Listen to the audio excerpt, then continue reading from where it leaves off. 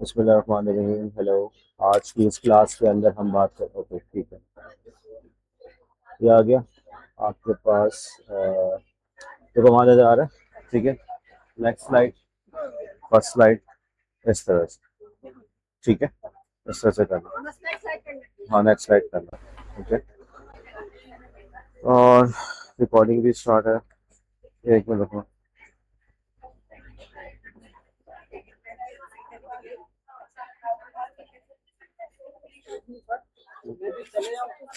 या बस एक मिनट चेक कर लो, एक मिनट रुक जाओ।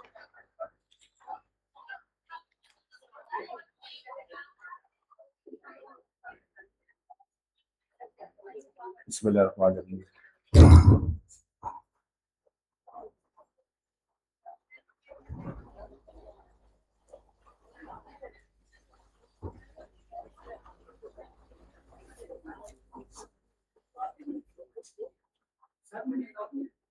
हाँ, दूसरा है, माइक निकालोगे तो इसमें प्रॉब्लम है।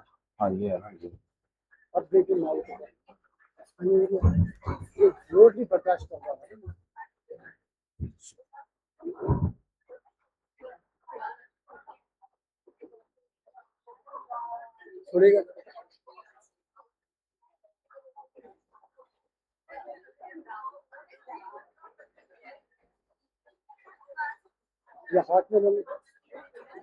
यार यही देख रहा हूँ क्या करना है। मैं हाथ में लूंगा ना तो अभी आज की इस क्लास में हम बात करेंगे।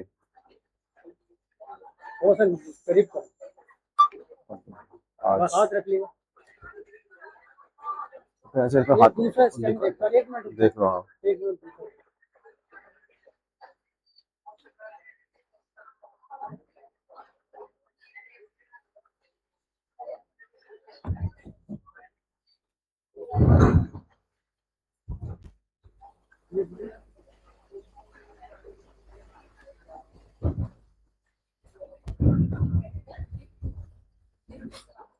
ये वेट है ना इसका नीचे, ये ओके रहेगा। सही। ये उठा दूंगा।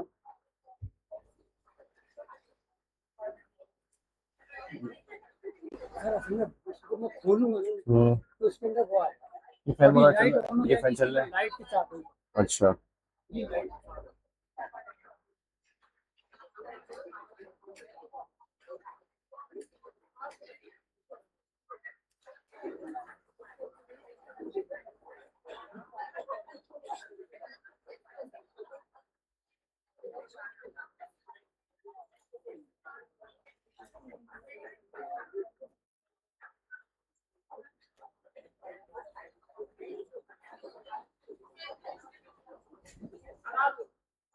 सना रिकॉर्डिंग हो रही है इसमें?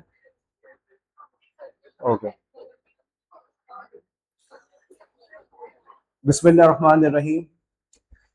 लेक्चर नंबर 60, मार्च 7।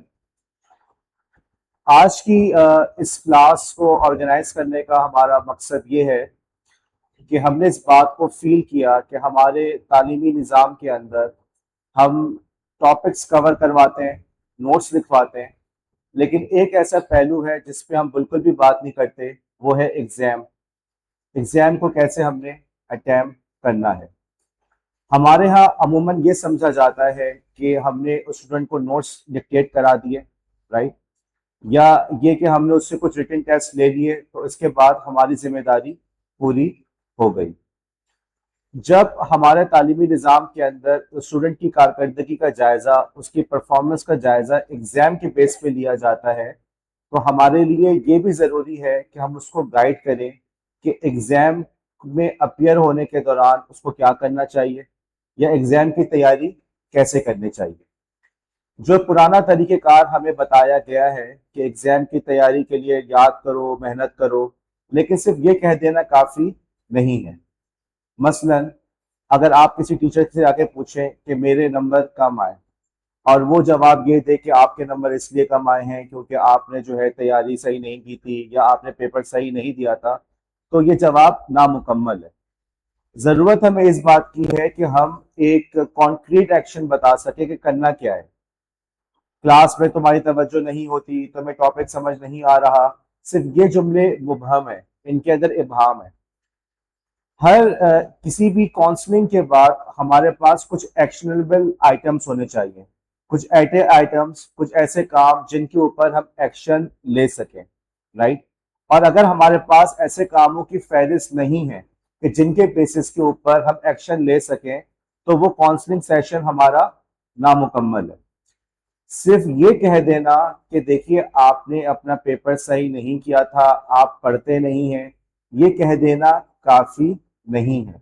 हमें ऐसे एक्शनेबल आइटम्स बताने की जरूरत है, ऐसे काम बताने की जरूरत है जिस पे अमल करके, जिस पे एक्शन लेके हम वाज़े तौर पे अपने अंदर इम्प्रूवमेंट लेकर आ सकें। आपकी फैमिली में ऐसे लोग होंगे बीमार हैं, कमजोर हैं, अगर आप उनसे कहें अपनी सेहत का ख्याल रखो, तो क्या सेहत का ख्याल रखो। अब आप उसके मुकाबले में किसी ऐसे मेडिकल प्रैक्टिशनर के पास जाते हैं, मसलन डॉक्टर के पास जाते हैं, अच्छा डॉक्टर होगा तो वो आपको वाज़े तौर पे बताएगा आपको अपनी डाइट के अंदर फला फला चीज़ें चेंज करने की ज़रूरत है, आप रोज़ाना सुबह और शाम 10 मिनट की वॉक करें। एक ये जुमला था, सेहत का ख्याल रखें, और एक ये जुमला है कि आपने ये काम करना है, ये खाना है, ये नहीं खाना, ये वाला एक्शन लेना है और ये वाला एक्शन नहीं लेना। देखिए दोनों के अंदर कितना फर्क है। तो आज की इस क्लास के अंदर भी हमने एग्जाम के हवाले से कुछ ऐसी ही बातें करनी है जिनकी मदद से हम तय कर सकें कि यार हमने एग्जाम के अंदर अच्छा परफॉर्म कैसे करना है। हमारे इस तालीमी निज़ाम के अंदर देखो एक और बड़ा इशू आता है, अगर आप लोग गौर करो, क्लास 4, 5, 6, 7 एक खास सिस्टम चला आ रहा है। अमूमन स्कूल्स के अंदर क्लास 8 के अंदर क्लास 9 का सिलेबस पढ़ाने लगते हैं, राइट। बहरहाल जो भी हो, क्लास 9 के अंदर आप लोग पेपर में अपियर हुए, पेपर आप लोग देकर आ चुके हैं। जैसे ही आप लोग इंटरमीडिएट में FA FSC में पहुंचे, तो आपको एग्जाम के अंदर वाज़े फर्क नजर आता है। कहाँ आपने अपने तालीमी निज़ाम के अंदर 8 साल में एक सिस्टम सीखा था, शिशमाही इम्तिहान हो रहा है, हाफ ईयरली एग्जाम हो रहा है, क्वार्टरली एग्जाम हो रहा है, फाइनल एग्जाम हो रहा है। क्लास 9 और मैट्रिक में पहुंचे तो पता चला कि सिस्टम चेंज हो गया। फिर एक कदम और आगे बढ़े, कॉलेज में आए, कॉलेज में पहुंचे तो सिस्टम फिर चेंज आ गया। असेसमेंट की क्वालिटी, पेपर के अंदर आपको वाज़े फर्क नजर आ रहा है, सिलेबस के कंटेंट में आपको वाज़े फर्क नजर आ रहा है। और अभी आपने सांस भी नहीं ली थी, अभी उस सिस्टम के आदी भी नहीं हुए थे कि पता चला यूनिवर्सिटी शुरू हो गई। और जब यूनिवर्सिटी पहुंचे तो पता चला कि यहाँ पे तो हर सब्जेक्ट के दो दो इम्तिहान है, एक इम्तिहान आपका इंटरनल का, एक इम्तिहान आपका एक्सटर्नल का। यकायक आपको बहुत सारी तब्दीलियों का सामना करना पड़ रहा है। हम ये समझते हैं कि इन तब्दीलियों की वजह से जो हमें आउटकम नज़र आ रहा है, जो हमें चेंजेस नज़र आ रहे हैं, उसके हिसाब से हमें स्टूडेंट्स की काउंसलिंग करने की ज़रूरत है, ताकि उसकी मदद से स्टूडेंट्स इम्तहान के अंदर अच्छा परफॉर्म कर सके।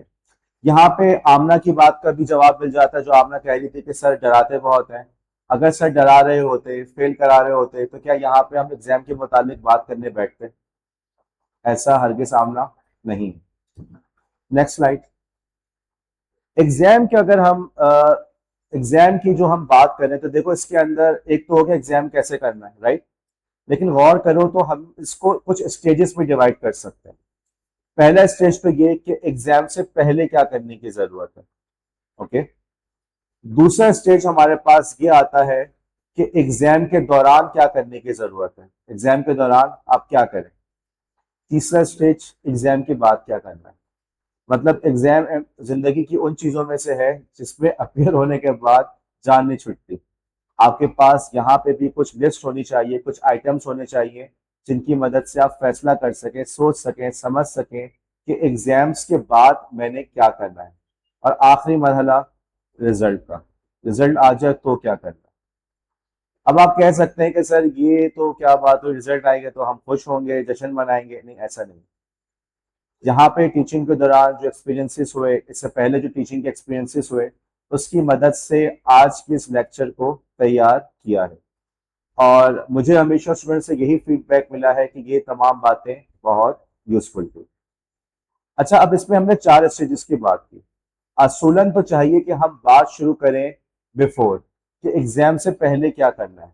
लेकिन मैं समझता हूं कि आप लोग को ज्यादा इंटरेस्ट इस बात में होता है कि एग्जाम के दौरान क्या करना है। इस वजह से हम शुरू कर रहे हैं इस बात से कि एग्जाम के दौरान क्या करना है। और जब वो बातें समझ में आ जाएंगी तो मुझे उम्मीद है कि एग्जाम से पहले, एग्जाम के बाद और रिजल्ट आने पे क्या करना है, आप लोग उसके बारे में भी सही से समझने के काबिल हो जाएंगे। Next slide please.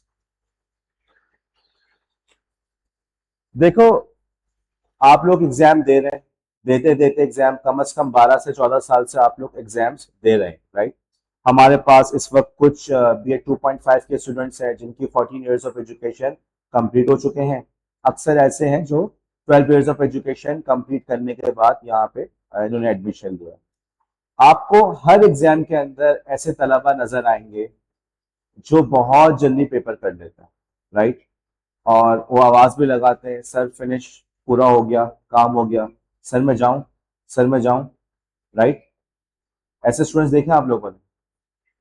अच्छा, मेरा ये सवाल है कि जितने भी स्टूडेंट्स ऐसे करते हैं, क्या कोई बाहर गोल्ड मेडल लेके खड़ा हुआ होता है? कोई बाहर खड़े होके कह रहा होता है कि भाई जो जो पहले आएगा उसको गोल्ड मेडल, दूसरे वाले को सिल्वर मेडल, तीसरे वाले को ब्रॉन्ज मेडल? क्या बाहर कोई मेडल्स दे रहा होता है?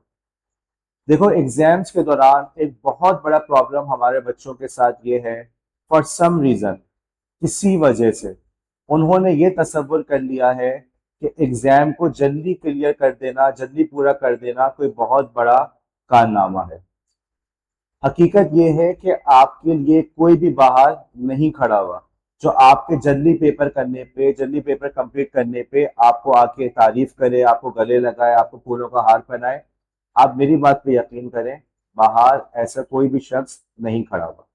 आप पेपर भले 2 घंटे में कंप्लीट करें, भले आप जो है पेपर को 1 घंटे में कंप्लीट करें, बाहर कोई भी आपको जाके मेडल नहीं पहनाए।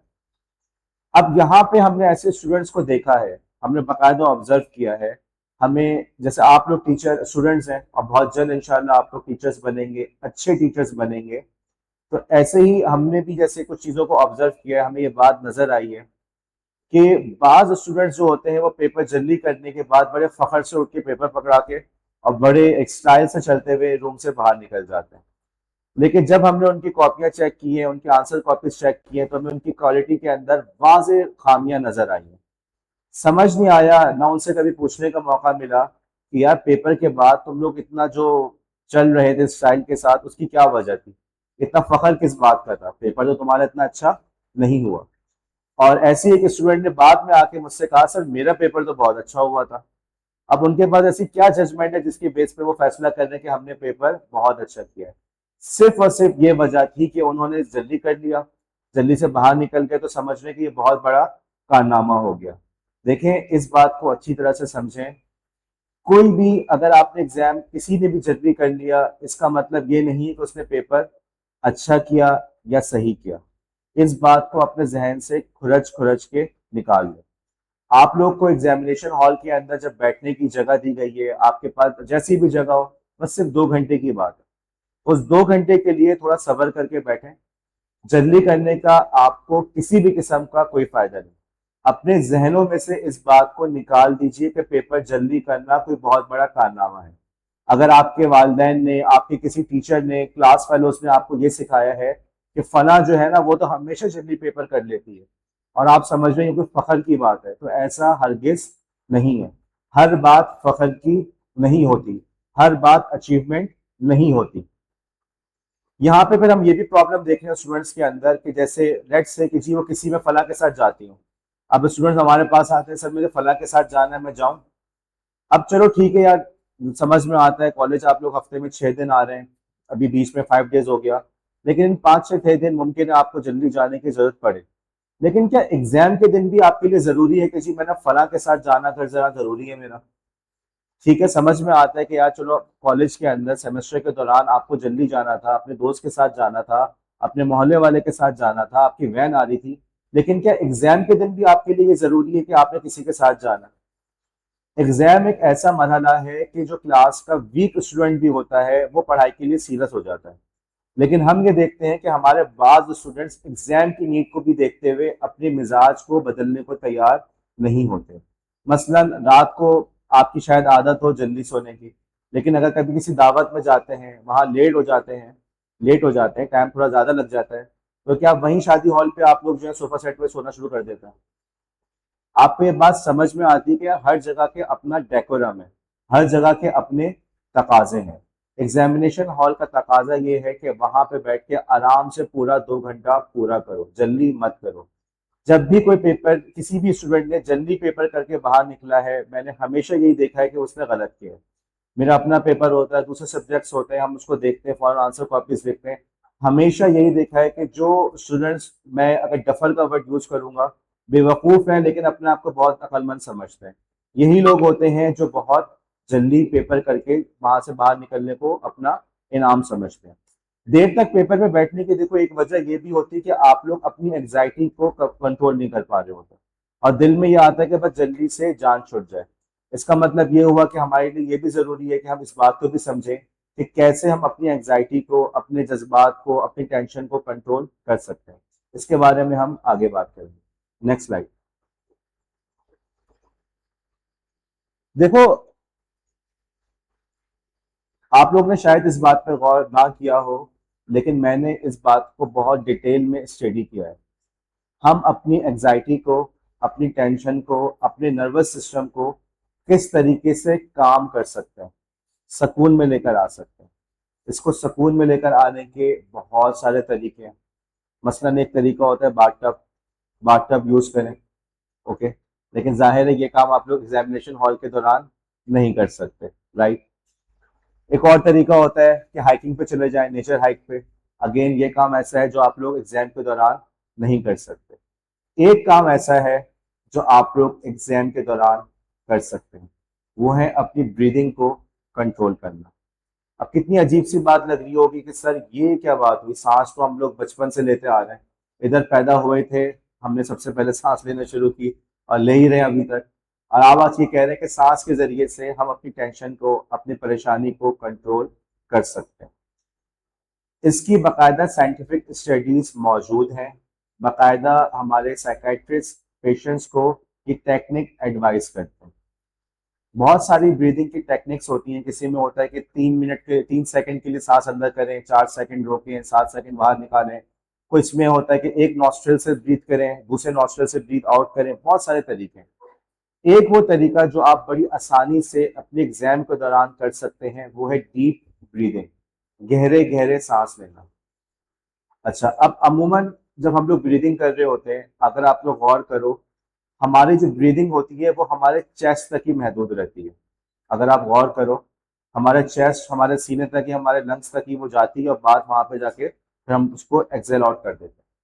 डीप ब्रीथिंग का मतलब ये है कि इतने गहरे सांस लेना कि आपको अपना पेट फूलता हुआ महसूस हो। देखो, एक होता है चेस्ट, और मैं पेट की बात कर रहा हूँ। इतनी डीप ब्रीदिंग कि आपको अपना पेट फूलता हुआ महसूस हो, बढ़ रहा है, ओके। परेशान मत हो, वक्ती तौर पर है।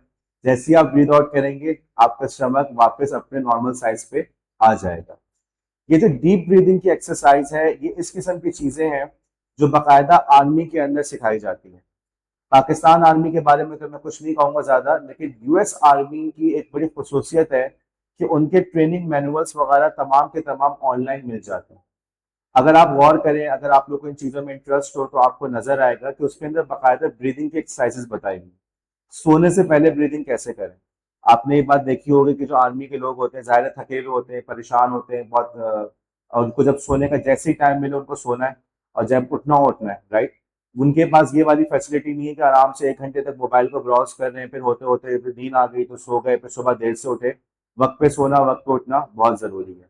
मैदान जंग में हो तो कुछ पता नहीं सोने का वक्त कब मिल रहा है, राइट। अगर आप लोग जंग को इमेजिन करें तो क्या उसमें पहले से अनाउंस होता है कि हम जो है इतने रात को इतने बजे हमला करेंगे, उससे पहले पहले अपनी नींद पूरी कर लेना। ऐसा नहीं होता, हमला किसी वक्त भी हो सकता है।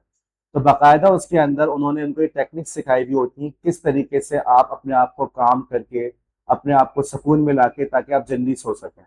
या मैदान जंग के अंदर अंडर प्रेशर हो, टेंशन में हो, वहां पे आपने फैसला करना है, और आपके फैसले का जो असरात है वो कई लोगों के ऊपर पड़ सकते हैं, हजारों लोगों के ऊपर पड़ सकते हैं। तो आपने कैसे अपने आप को एक मेंटल पीस के साथ आप फैसला कर सकें। उन बहुत सारी टेक्निक में से एक टेक्निक जो सिखाई जाती है वो यही डीप ब्रीदिंग।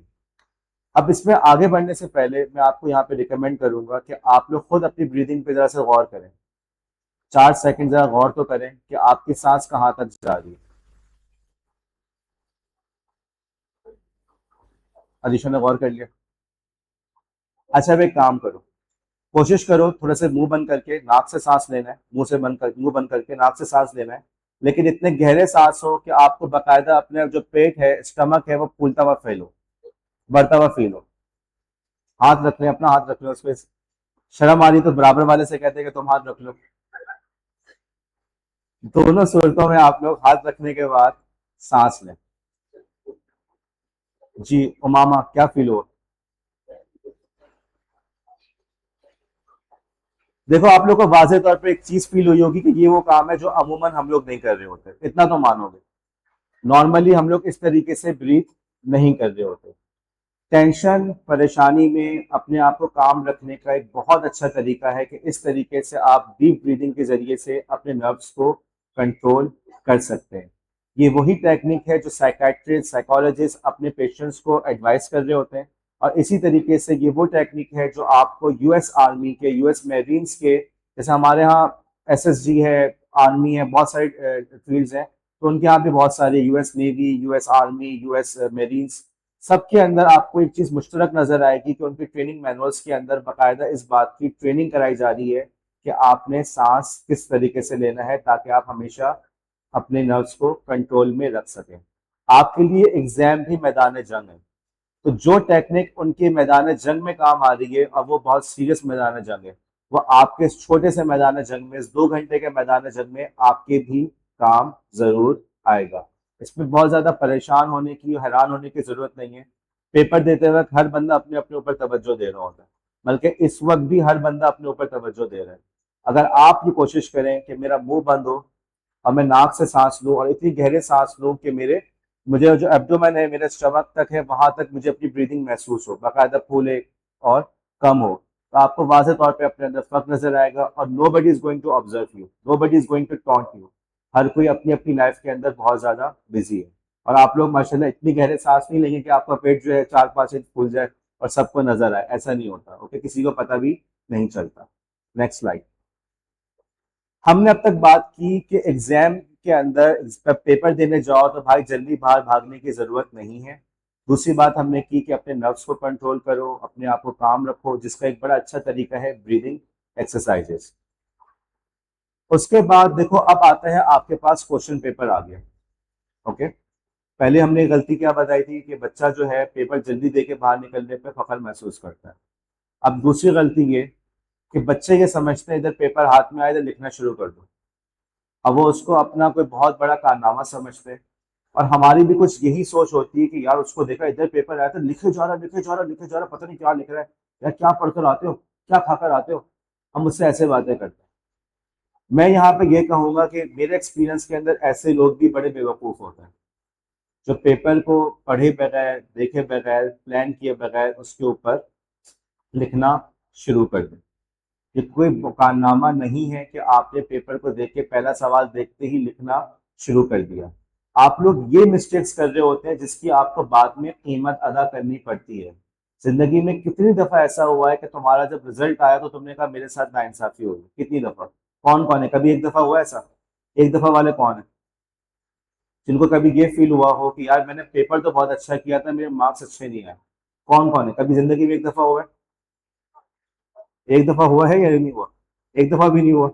अच्छा, मुझे यहाँ पे नजर आ रहा है कि अक्सर लोग इस बात को कह रहे हैं कि जी के हमारे साथ ये हमने फील किया है कि पेपर बहुत अच्छा हुआ था, लेकिन जब हम मार्क्स मिले तो हमें इतने अच्छे मार्क्स नहीं मिले। देखो, यही वाली गलतियां होती हैं।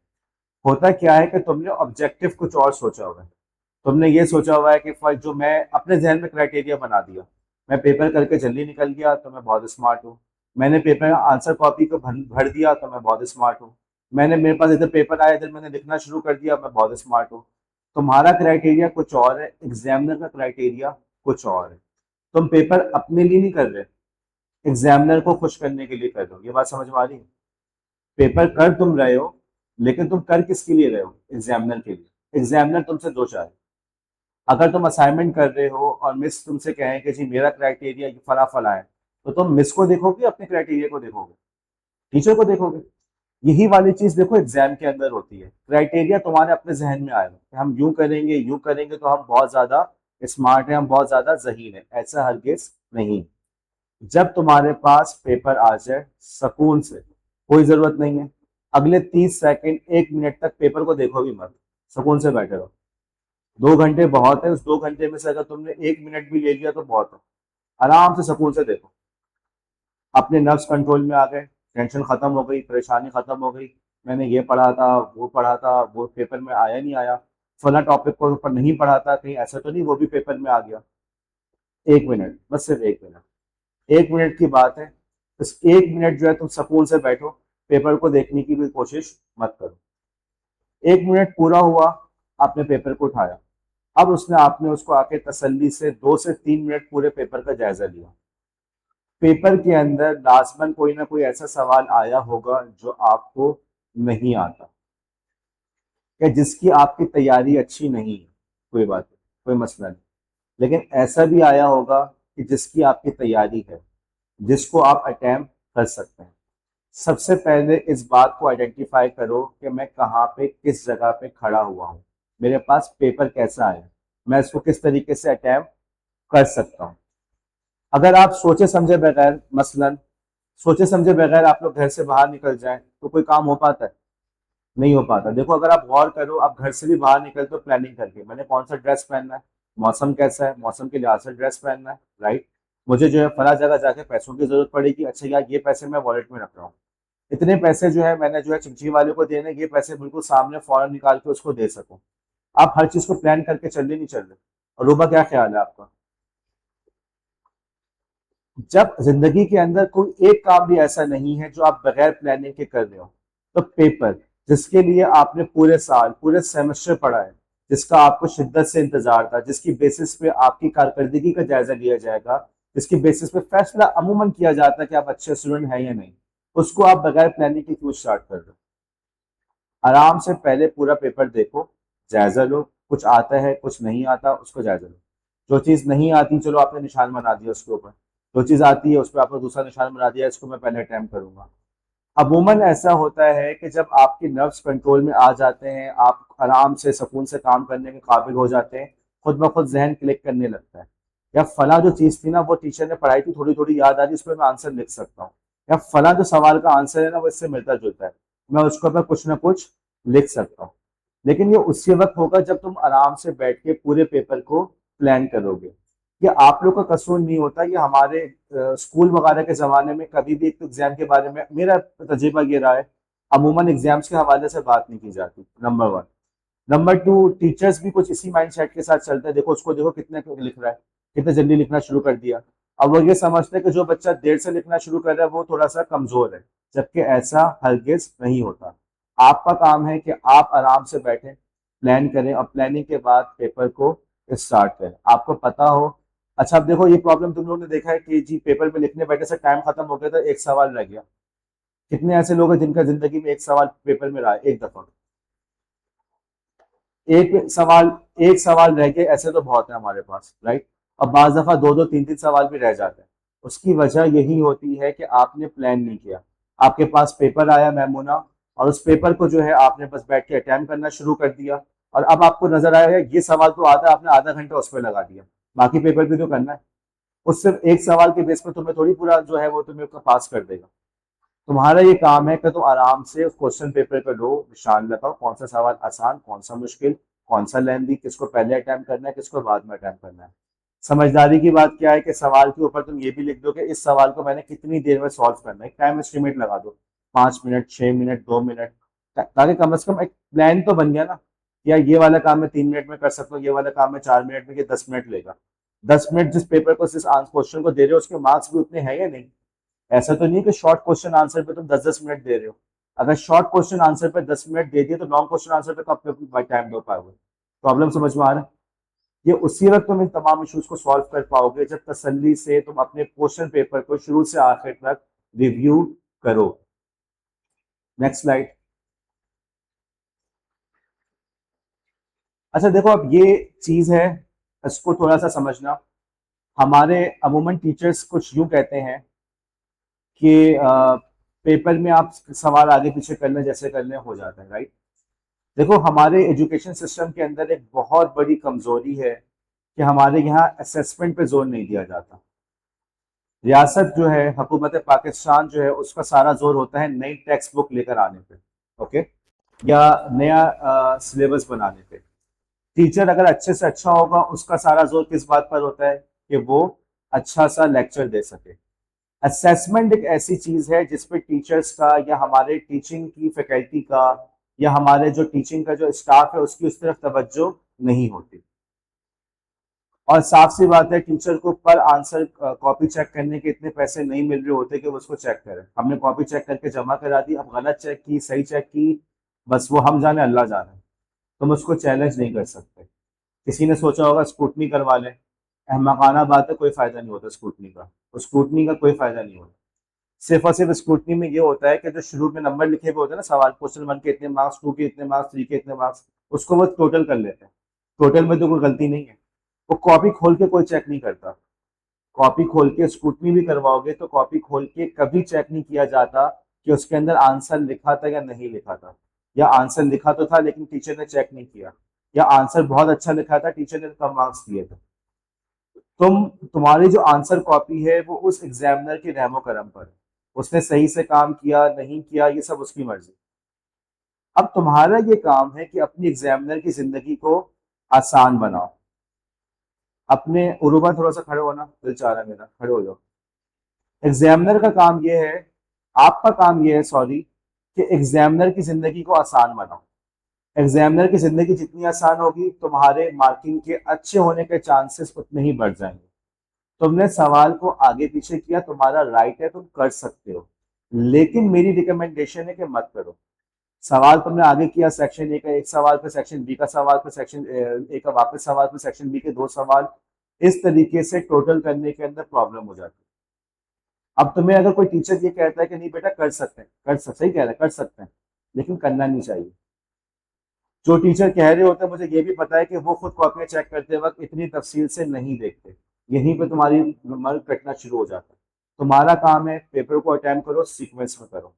अगेन दिल तो यही चाहता है कि हम जो है पेपर को, अपनी जो सवाल अच्छा आता है उसको पहले कर लें, जो थोड़ा सा डिफिकल्ट है उसको बाद में कर लें। लेकिन सबसे बेस्ट यही है कि पेपर को प्लान करके सीक्वेंस से करो। 1, उसके बाद तुमने कहा मैं 3 करूंगा तो 3, उसके बाद तुमने कहा 5 तो 5, इस तरह से सीक्वेंस से करते हुए जाओ। आगे पीछे सवालों को मत करो, इसमें तुम्हारा नुकसान होता है। तुम्हारे जब आंसर को टोटल किया जा रहा होता है तो उसके अंदर तुम्हारे ये सवालात स्किप हो सकते हैं, तुम्हारे आंसर्स स्किप हो सकते हैं, नतीजतन तुम्हारे मार्क्स कट सकते हैं। इसी का नुकसान मैंने ये भी देखा है, जब आप प्लान किए बगैर पेपर देख करते हैं, तो हमने ऐसे आंसर कॉपीज को भी देखा है कि उसने पूरी पेज भरा हुआ है, ओके, आंसर लिखा हुआ है, फिर काट दिया उसने, और काट के जो वो अगले पे चला गया। ये वाले हरकत नहीं करनी, ओके। आपने प्लान किया है, आपने जब प्लान कर दिया तो आपको बस पता है कि मैंने किस सवाल को अटेम्प्ट करना है। तुमने जिस चीज को काटा है तुम अगले को कर रहे हो, फिर बाद में कर दिया। बाद लोग तो ऐसे भी लिखते हैं कि रिमेनिंग आंसर ऑन पेज फला। यार किसी के पास इतना वक्त नहीं है, ना किसी को आपसे इतनी मोहब्बत है। वालदेन ने जितनी बचपन में मोहब्बत देनी थी दे दी, जो आपका नसीब था, बस अब खत्म। अब वो मोहब्बत करने वाले लोग आपको नहीं मिल रहे, ओके। किसी के पास इतनी फुर्सत नहीं कि जी रिमेनिंग आंसर फला जाके वहां पे चेक करे। आप ट्रस्ट करें, मैं आपको खुद बता रहा हूँ, एक्सपीरियंस के बेसिस पे बता रहा हूँ, कोई भी टीचर, अक्सरियत जो है, डिटेल में आंसर कॉपी चेक नहीं करती। आप उनकी जिंदगी जितनी आसान बनाएंगे, आपके आपके के मार्क्स को फायदा होगा, ओके। Next slide. एक बार फिर इस बात को रिपीट कर रहा हूँ, एक बार फिर इस बात को रिपीट कर रहा हूँ, टीचर अगर आपसे कह रहा है कि आंसर आप आगे पीछे कर सकते हैं, पहले जो अच्छा आता है उसको पहले किया, जो मुश्किल आता है बाद में, वो टीचर सही कह रहा है। लेकिन उसकी बात प्रैक्टिकली गलत हो जाती है कि ऐसा ना करना बेहतर है, क्योंकि एग्जामिनर इतनी तफसील से चीज़ों को चेक नहीं करते। एग्जामिनेशन सिस्टम में हम इन्वॉल्व है, हमें पता है, तो उसकी नतीजे में बता रहा हूँ, ये वाली गलती मत करो।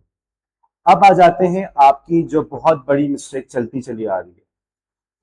सबसे बड़ी मिस्टेक ये है कि आप लोग को मैट्रिक के जमाने में ये सिखाया गया कि बेटा कुछ ना भी आता हो ना तो कुछ भी लिख कर आ जाना। किसी ने ये बताया होगा कि बेटा आंसर कॉपीज जो है ना वो वजन करके नंबर दिए जाते हैं। जितने आंसर कॉपी बड़ी होगी, जितना ज्यादा उसमें बी शीट सी शीट लगी हुई होगी, उतने ज्यादा मार्क्स होंगे। बस कॉपियां भरी हुई हों। ये बात सुनिए आप लोगों ने, ये बात कॉलेज के अंदर या मैट्रिकुलेशन के अंदर आपको बताई जाती है। देखो वहां का एग्जामिनेशन सिस्टम डिफरेंट है।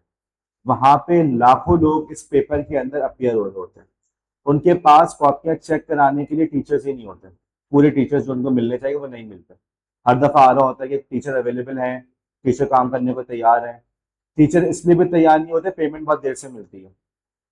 बाज़ दफ़ा 1-1, 2-2 साल के बाद पेमेंट मिल रही होती है, तो टीचर्स को इसलिए भी इंटरेस्ट नहीं होता।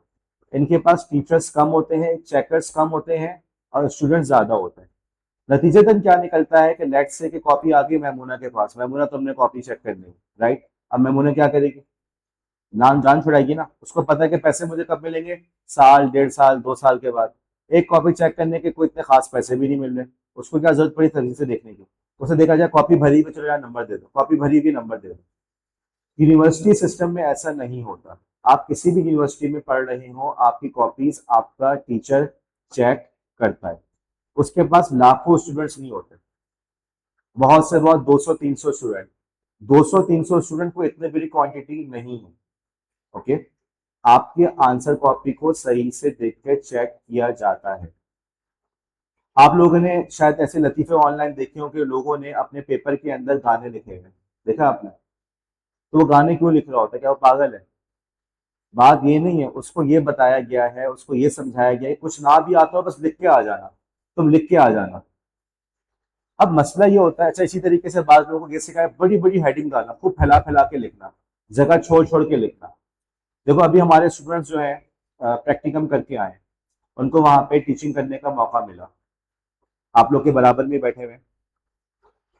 इनमें से कुछ लोगों ने मुझे फीडबैक दिया कि जब सर हम टीचिंग कर रहे थे तो हमें अंदाजा हुआ कि टीचर को पूरी क्लास नजर आ रही होती है, पूरी क्लास में नजर आ रहा होता है कि कौन बात कर रहा है, कौन जो है किसी दूसरी एक्टिविटी के अंदर इंगेज है, कौन जो है किसकी बॉडी लैंग्वेज से हमें पता चल रहा है कि उसकी क्लास में दिलचस्पी नहीं है। हम उसको पॉइंट आउट नहीं कर रहे, हमारा फैसला है कि हम पॉइंट आउट नहीं कर रहे, लेकिन हमें नजर सब आ रहा होता है। ये चीज उनको कब पता चली? जब वो टीचिंग करने गए। इसी तरीके से जब तुम लोग को मौका मिलेगा कॉपीज चेक करने का, तो सारी चीजें देखकर ही समझ में आ जाती हैं, आपकी हैंड राइटिंग से ही समझ में आ जाता है कि भाई ये बंदा पेपर करते वक्त किस स्टेट ऑफ माइंड में था, क्या सोच रहा था। इससे इतनी लंबी लंबी हेडिंग सिर्फ और सिर्फ कॉपी भरने के लिए डाली। हमें बकायदा नजर आता है, वो लिखता है क्वेश्चन 1, 3 लाइनों में सिर्फ क्वेश्चन 1 लिखा हुआ है, Q1, फिर नीचे 2 लाइनों में उसने अंडरलाइन किया हुआ होता है। आप समझ रहे हो बहुत बड़ा कारनामा है। हमें नजर आ रहा है कि भाई कारनामा नहीं है, उसने सिर्फ और सिर्फ जगह भरने के लिए इतना बड़ा करके लिखा है। देखो ये वाली गलती मत करो, यूनिवर्सिटी लेवल पे ये वाली गलती मत करो। लिखो अच्छा, लेकिन उतना ही लिखो जितना का उसका हक है। सिर्फ और सिर्फ चीजों को फैलाने से, बड़ा करने से, अंडरलाइन करने से, कट मार्कर से हेडिंग बनाने से, इससे तुम नंबर के हकदार नहीं बन जाते। देखो जो पहले तुम्हें पढ़ाया गया भूल जाओ, जो अब मैं पढ़ा रहा हूँ उन बातों को ध्यान में रखो। खामा खामे आंसर लंबा करने से तुम्हें कोई बेनिफिट नहीं मिल रहा। बाज लोग पूरा पूरा क्वेश्चन रिपीट कर रहे होते हैं, तो वहां पास इतनी फुर्सत है, इतनी फुर्सत है कि तुम जो क्वेश्चन को बाकायदा लिख रहे हो। तुम क्वेश्चन नंबर लिख दो, काफी है। क्या मेरे पास एग्जामिनर के पास जब पेपर चेक करने बैठेगा तो क्या उसके पास क्वेश्चन कॉपी नहीं होगी? क्वेश्चन क्वेश्चन पेपर तो होगा उसके पास। तुम्हें क्या जरूरत पड़ी तुम पूरा पूरा क्वेश्चन वहां पे कॉपी कर रहे हो? इतना फुर्सत है तुम्हारे पास? फुर्सत नहीं है, तुम होशियारी दिखा रहे हो। तुम इसलिए कर रहे हो कि मेरी आंसर कॉपी ज्यादा से ज्यादा भर जाए। अभी कॉपी चेक की तो उसमें बाद ऐसी भी कॉपी आई, उस बच्ची ने क्या किया, उसने क्वेश्चन लिखा पूरा का पूरा, फिर आंसर में उसने क्या किया, जैसे क्वेश्चन 1 का आंसर लिख रही है, क्वेश्चन 1 के आंसर में उसने क्वेश्चन 5 को कॉपी कर दिया। क्वेश्चन 1 था, फॉर एग्जाम्पल क्वेश्चन 1 था कि right about generation of computer, और क्वेश्चन 5 था कि राइट एडवांटेजेस ऑफ इंटरनेट। तो उसने क्या लिखा कि question number 1 right generation of computer, answer number 1 okay right 10 benefits of internet. उसके जहन में क्या था कि बस इस तरह से मेरी कॉपी भरी भी लगेगी, भरी भी लगेगी, और जो मेरे टीचर है या एग्जामिनर है वो मुझे मार्क्स दे देगा, उसको 0 नंबर मिले। ओके, ये वाली होशियारी जो थी ये आप लोग की मैट्रिक इंटर में चल जाती थी, क्योंकि वहां पे लाखों बच्चे होते हैं। यहाँ अच्छा वहां पे भी हमेशा नहीं चलती। ओके, लेकिन यूनिवर्सिटी लेवल पे मैं आपको यकीनी तौर पे बता रहा हूँ कि ऐसा नहीं होता। आपको आंसर कॉपी को भरने की जरूरत नहीं, आप लिखें जैसा कि उसका हक है। जो कुछ पूछा गया है हर हर बात को आप वहां बताएं, हर हर बात को आप वहां पे समझाएं, लेकिन लेकिन लेकिन खामा खामे उसको बड़ा करने की कोशिश ना करें। आप क्वेश्चन 1 लिखें, क्वेश्चन नंबर डालें, अंडरलाइन भी करें, लेकिन उसको 4-4, 5-5 लाइनों पे लेके जाने की जरूरत नहीं है। एक नॉर्मल सी हेडिंग हो, दैट्स इट। दो दो तीन तीन लाइनों की हेडिंग लिखने का आपको कोई भी बेनिफिट नहीं है, खामा खामा आंसर को बड़ा करने का कोई भी बेनिफिट नहीं है। लिखें, लेकिन उसको बिला वजह बड़ा करने की कोशिश मत करें। ठीक है, नेक्स्ट स्लाइड। फैज अब आप खड़े हो जाओ। अब देखो पेपर को कैसे अटेम्प्ट करें। देखो, जिस तरह से हमने ये बात की थी, अब हमारे पास स्टूडेंट्स ने एक कंप्लेंट की कि सर याद नहीं हो पा रहा, हमें आंसर्स याद नहीं हो रहे, नोट्स बहुत सारे, टॉपिक्स बहुत सारे, क्या करें, राइट। स्टूडेंट्स को ये शिकायत आ रही। देखो, वो जो वक्त था ना जब तुम लोग चीजों को याद कर लेते थे, वो जमाना पीछे जा चुका है, वो वक्त वापस आने वाला नहीं है। इसके एक बहुत बड़ा फैक्टर है एज। वक्त के साथ साथ हमारे याद रखने की सलाहियतें कमजोर हो जाती हैं। अब आप लोग कहेंगे सर हम बहुत यंग हैं, लेकिन चले मैं बता रहा हूँ, जितने भी यंग हो उसके बावजूद आप लोग की याद करने की सलाहियत तो पहले वाली नहीं रही। दूसरा एक बड़ा इशू ये आता है हमारे पास लाइबा, कि हम लोग हमारे पास आजकल इंफॉर्मेशन बहुत ज़्यादा है, कंटेंट बहुत ज़्यादा है। कभी कुछ फला की किसी सेलिब्रिटी का कोई आपस में झगड़ा हो गया, वो आ गया, किसी का कोई नया गाना रिलीज हुआ, उसकी न्यूज़ आ गई, कोई जो है आपके मुल्क में जंग चल रही है तो उसकी खबरें, मतलब कंटेंट बहुत ज़्यादा है। ये सारा कंटेंट जो है जहन के अंदर जगह बनाने की कोशिश कर रहा होता है। बचपन में जब आप चीज़ों को बहुत आसानी से याद कर लेते थे तो उसकी वजह ये थी कि आपका जहन खाली था। ओके, आपने देखा है कि हिफ्स करवाने के लिए लोग अमूमन वालिदैन अपने बच्चों को छोटी उम्र में भेजते हैं, और यही होता है कि छोटी उम्र में याद करना आसान होता है, बड़ी उम्र के अंदर याद करना मुश्किल हो जाता है। हालांकि आप भी वही हैं, कुरान पाक भी वही है, लेकिन आपकी सलाहियतें वक्त के साथ साथ कमजोर पड़ती जाती हैं। इसका बहुत बड़ा रीजन ये होता है कि अब बहुत सारी लोग जो हैं आपके उस दिमाग के अंदर जगह बनाने की कोशिश कर रहे हैं। अभी हमारे यहाँ पे रूम में हमारे पास चेयर्स खाली हैं, लेकिन अगर 1,000 लोग आ जाए तो ये पूरा रूम भर जाएगा, नहीं भर जाएगा। रूम के अंदर बैठने की भी जगह नहीं हो पाएगी, और हर कोई कोशिश कर रहा है कि हम जगह बना पाए। तो जो पहले आ गया उसको तो जगह मिल गई, जो बाद में आ रहा है वो कोशिश करता रहेगा लेकिन उसको शायद जगह ना मिले। इंसानी जहन की मिसाल भी ऐसी है। जो बचपन की बातें थी वो अभी तक याद होंगी, मामू के घर गए थे ऐसा हुआ था, खाला के घर गए थे ऐसा हुआ था। अब ये बात है कि अगर आपसे पूछा जाए कल सुबह नाश्ते में क्या किया था, शायद आपको वो भी याद ना हो। याद है आप लोग को? जी सर याद है, क्योंकि हम नाश्ता नहीं करते, या जो है एक ही जैसा नाश्ता रोजाना करते हैं। हमारी सूरत हाल ये है कि वक्त के साथ साथ इन बातों को भी जहन में नहीं रख पा रहे। हो क्या रहा है, हर चीज जहन के अंदर जगह बनाने की कोशिश कर रही है। तरीका क्या है, तुम्हारे पास क्वेश्चन आ गया, आंसर कॉपी के आखिरी वाले पेज पर जाओ और वहां पर छोटी सी आउटलाइन बनाओ। आउटलाइन के अंदर क्या होता है, बेसिकली आउटलाइन के बजाय यूं कह लो ब्रेन स्टॉर्मिंग करो। इस सवाल के अंदर मैंने कौन कौन सी बातें लिख सकते हैं, कौन कौन सी बातें मेरे जहन में आ रही हैं। ओके, जब तुमने उन चीजों को प्लान कर लिया, तुमने उन चीजों को इस तरह से लिख लिया, अब तुम्हारे लिए बड़ा आसान हो गया उसको इलेबोरेट करना। ब्रेन स्टॉर्मिंग हमने क्लास में एक्टिविटी कराई है, जिसके अंदर हम बेसिकली करते क्या है कि हम एक टॉपिक लेकर आते हैं और फिर कहते हैं यार आप इसका आंसर दो, और कोई भी आंसर गलत नहीं है। जो जहन में आ रहा है उसके अंदर पॉइंट वाइज लिखते चले गए, एक दफा पॉइंट्स बन गए, अब उन पॉइंट की रोशनी से आपने पूरा पैराग्राफ बनाना है, आपके लिए काम आसान हो गया। प्रॉब्लम ये आती है इवन स्पेशली जब आप लोग मैगजीन के अंदर भी लिखने की कोशिश कर रहे हो, अपने ब्लॉग पे लिखने की कोशिश कर रहे हो, क्रिएटिव राइटिंग के अंदर हमेशा प्रॉब्लम क्या आता है कि आप लोग कोशिश क्या करते हैं कि पूरा पूरा सेंटेंस, पूरा पूरा पैराग्राफ बनाने की कोशिश करते हैं। अगर मैं इस वक्त आपसे कहूँ कि कहानी लिखो, तो आप कहानी कैसे लिखना शुरू करेंगे? यार फारिया जो है वो अपने घर से निकली थी, पूरा जुमला बन रहा है। समझदार आदमी क्या करेगा, पहले आउटलाइन बनाएगा, मेरे इस नॉवल के अंदर, इस कहानी के अंदर कैरेक्टर्स कौन कौन से हैं, वो कर क्या रहे हैं, कहानी का अंजाम कैसा होगा, उस करेक्टर की शख्सियत के बारे में बात करेंगे। यही वाला काम आपने किसी भी सवाल का जवाब देते हुए करना है। आपने पहले उसके ब्रेन स्टॉर्मिंग करके उसकी एक आउटलाइन बनानी है। ओके, जब एक दफा आउटलाइन बन गई तो अब आपके लिए उसका आंसर लिखना आसान हो जाएगा, और यहीं पे आपको ये प्रॉब्लम भी सॉल्व हो जाएगा कि यार हमें याद नहीं रहता। प्रॉब्लम क्या हो रही है कि चीजें आपको याद हैं। ओके, हमारे कुछ स्टूडेंट्स ने कल कहा था सर याद नहीं हो पा रहा, नहीं ये प्रॉब्लम नहीं है, चीजें आपके जहन में है कि आपने किसी भी क्लास में, सर सफदर, मिस शगुफ्ता, मिस मलिया, सर रिजवान, किसकी क्लास में क्या पढ़ा, कुछ ना कुछ बातें आपके जहन में है, और आप लोग तैयारी भी कर रहे हैं, मेहनत कर रहे हैं। खासतौर से क्यों आ जाए मेहनत करने, ये सोच के आए कि शायद हमें कोई एडिशनल एडवांटेज मिल जाए। तो आप लोग मेहनती बच्चे हैं, आप लोग को इतना प्रॉब्लम नहीं है। होता क्या है कि जब आप लोग पेपर देने बैठते हैं तो वहां पे आप लोग पूरा पूरा आंसर, पूरा पूरा जुमला जहन में लाने की कोशिश कर रहे होते हैं। तलत कि पूरा पूरा जुमला जहन में आ जाए कि हमने इस बारे में लिखना क्या है। आप ऐसा ना करें, जुमला बाद में आएगा, पहले पॉइंट्स आएंगे, पहले पॉइंट्स को लिख लो, ब्रेन स्टॉर्मिंग कर लो। जब वो पॉइंट्स आ गए, ब्रेन स्टॉर्मिंग होगी, उसके बाद जो है तुम उसका आंसर लिखना शुरू करो। किसी ने कहा सर हमने आखिरी पेज पे काम किया तो उसमें क्या करें, पेंसिल से मिटाएं? नहीं भाई, आपके पास इतनी फुर्सत नहीं है। आखिरी पेज है ना, आपने आखिर में उसमें पेन से क्रॉस मारना है, बस दैट्स इट। पेन से क्रॉस मार के टीचर समझ जाएगा रफ शीट थी, हो जाएगा। इतना सर पे सवाल करने की जरूरत नहीं है। हमारे यहाँ बाज बच्चे होते हैं वो वाइटो इस्तेमाल करते हैं, और वो एक इरेजर होता है उसको इस्तेमाल कर रहे हैं, इंक रिमूवर।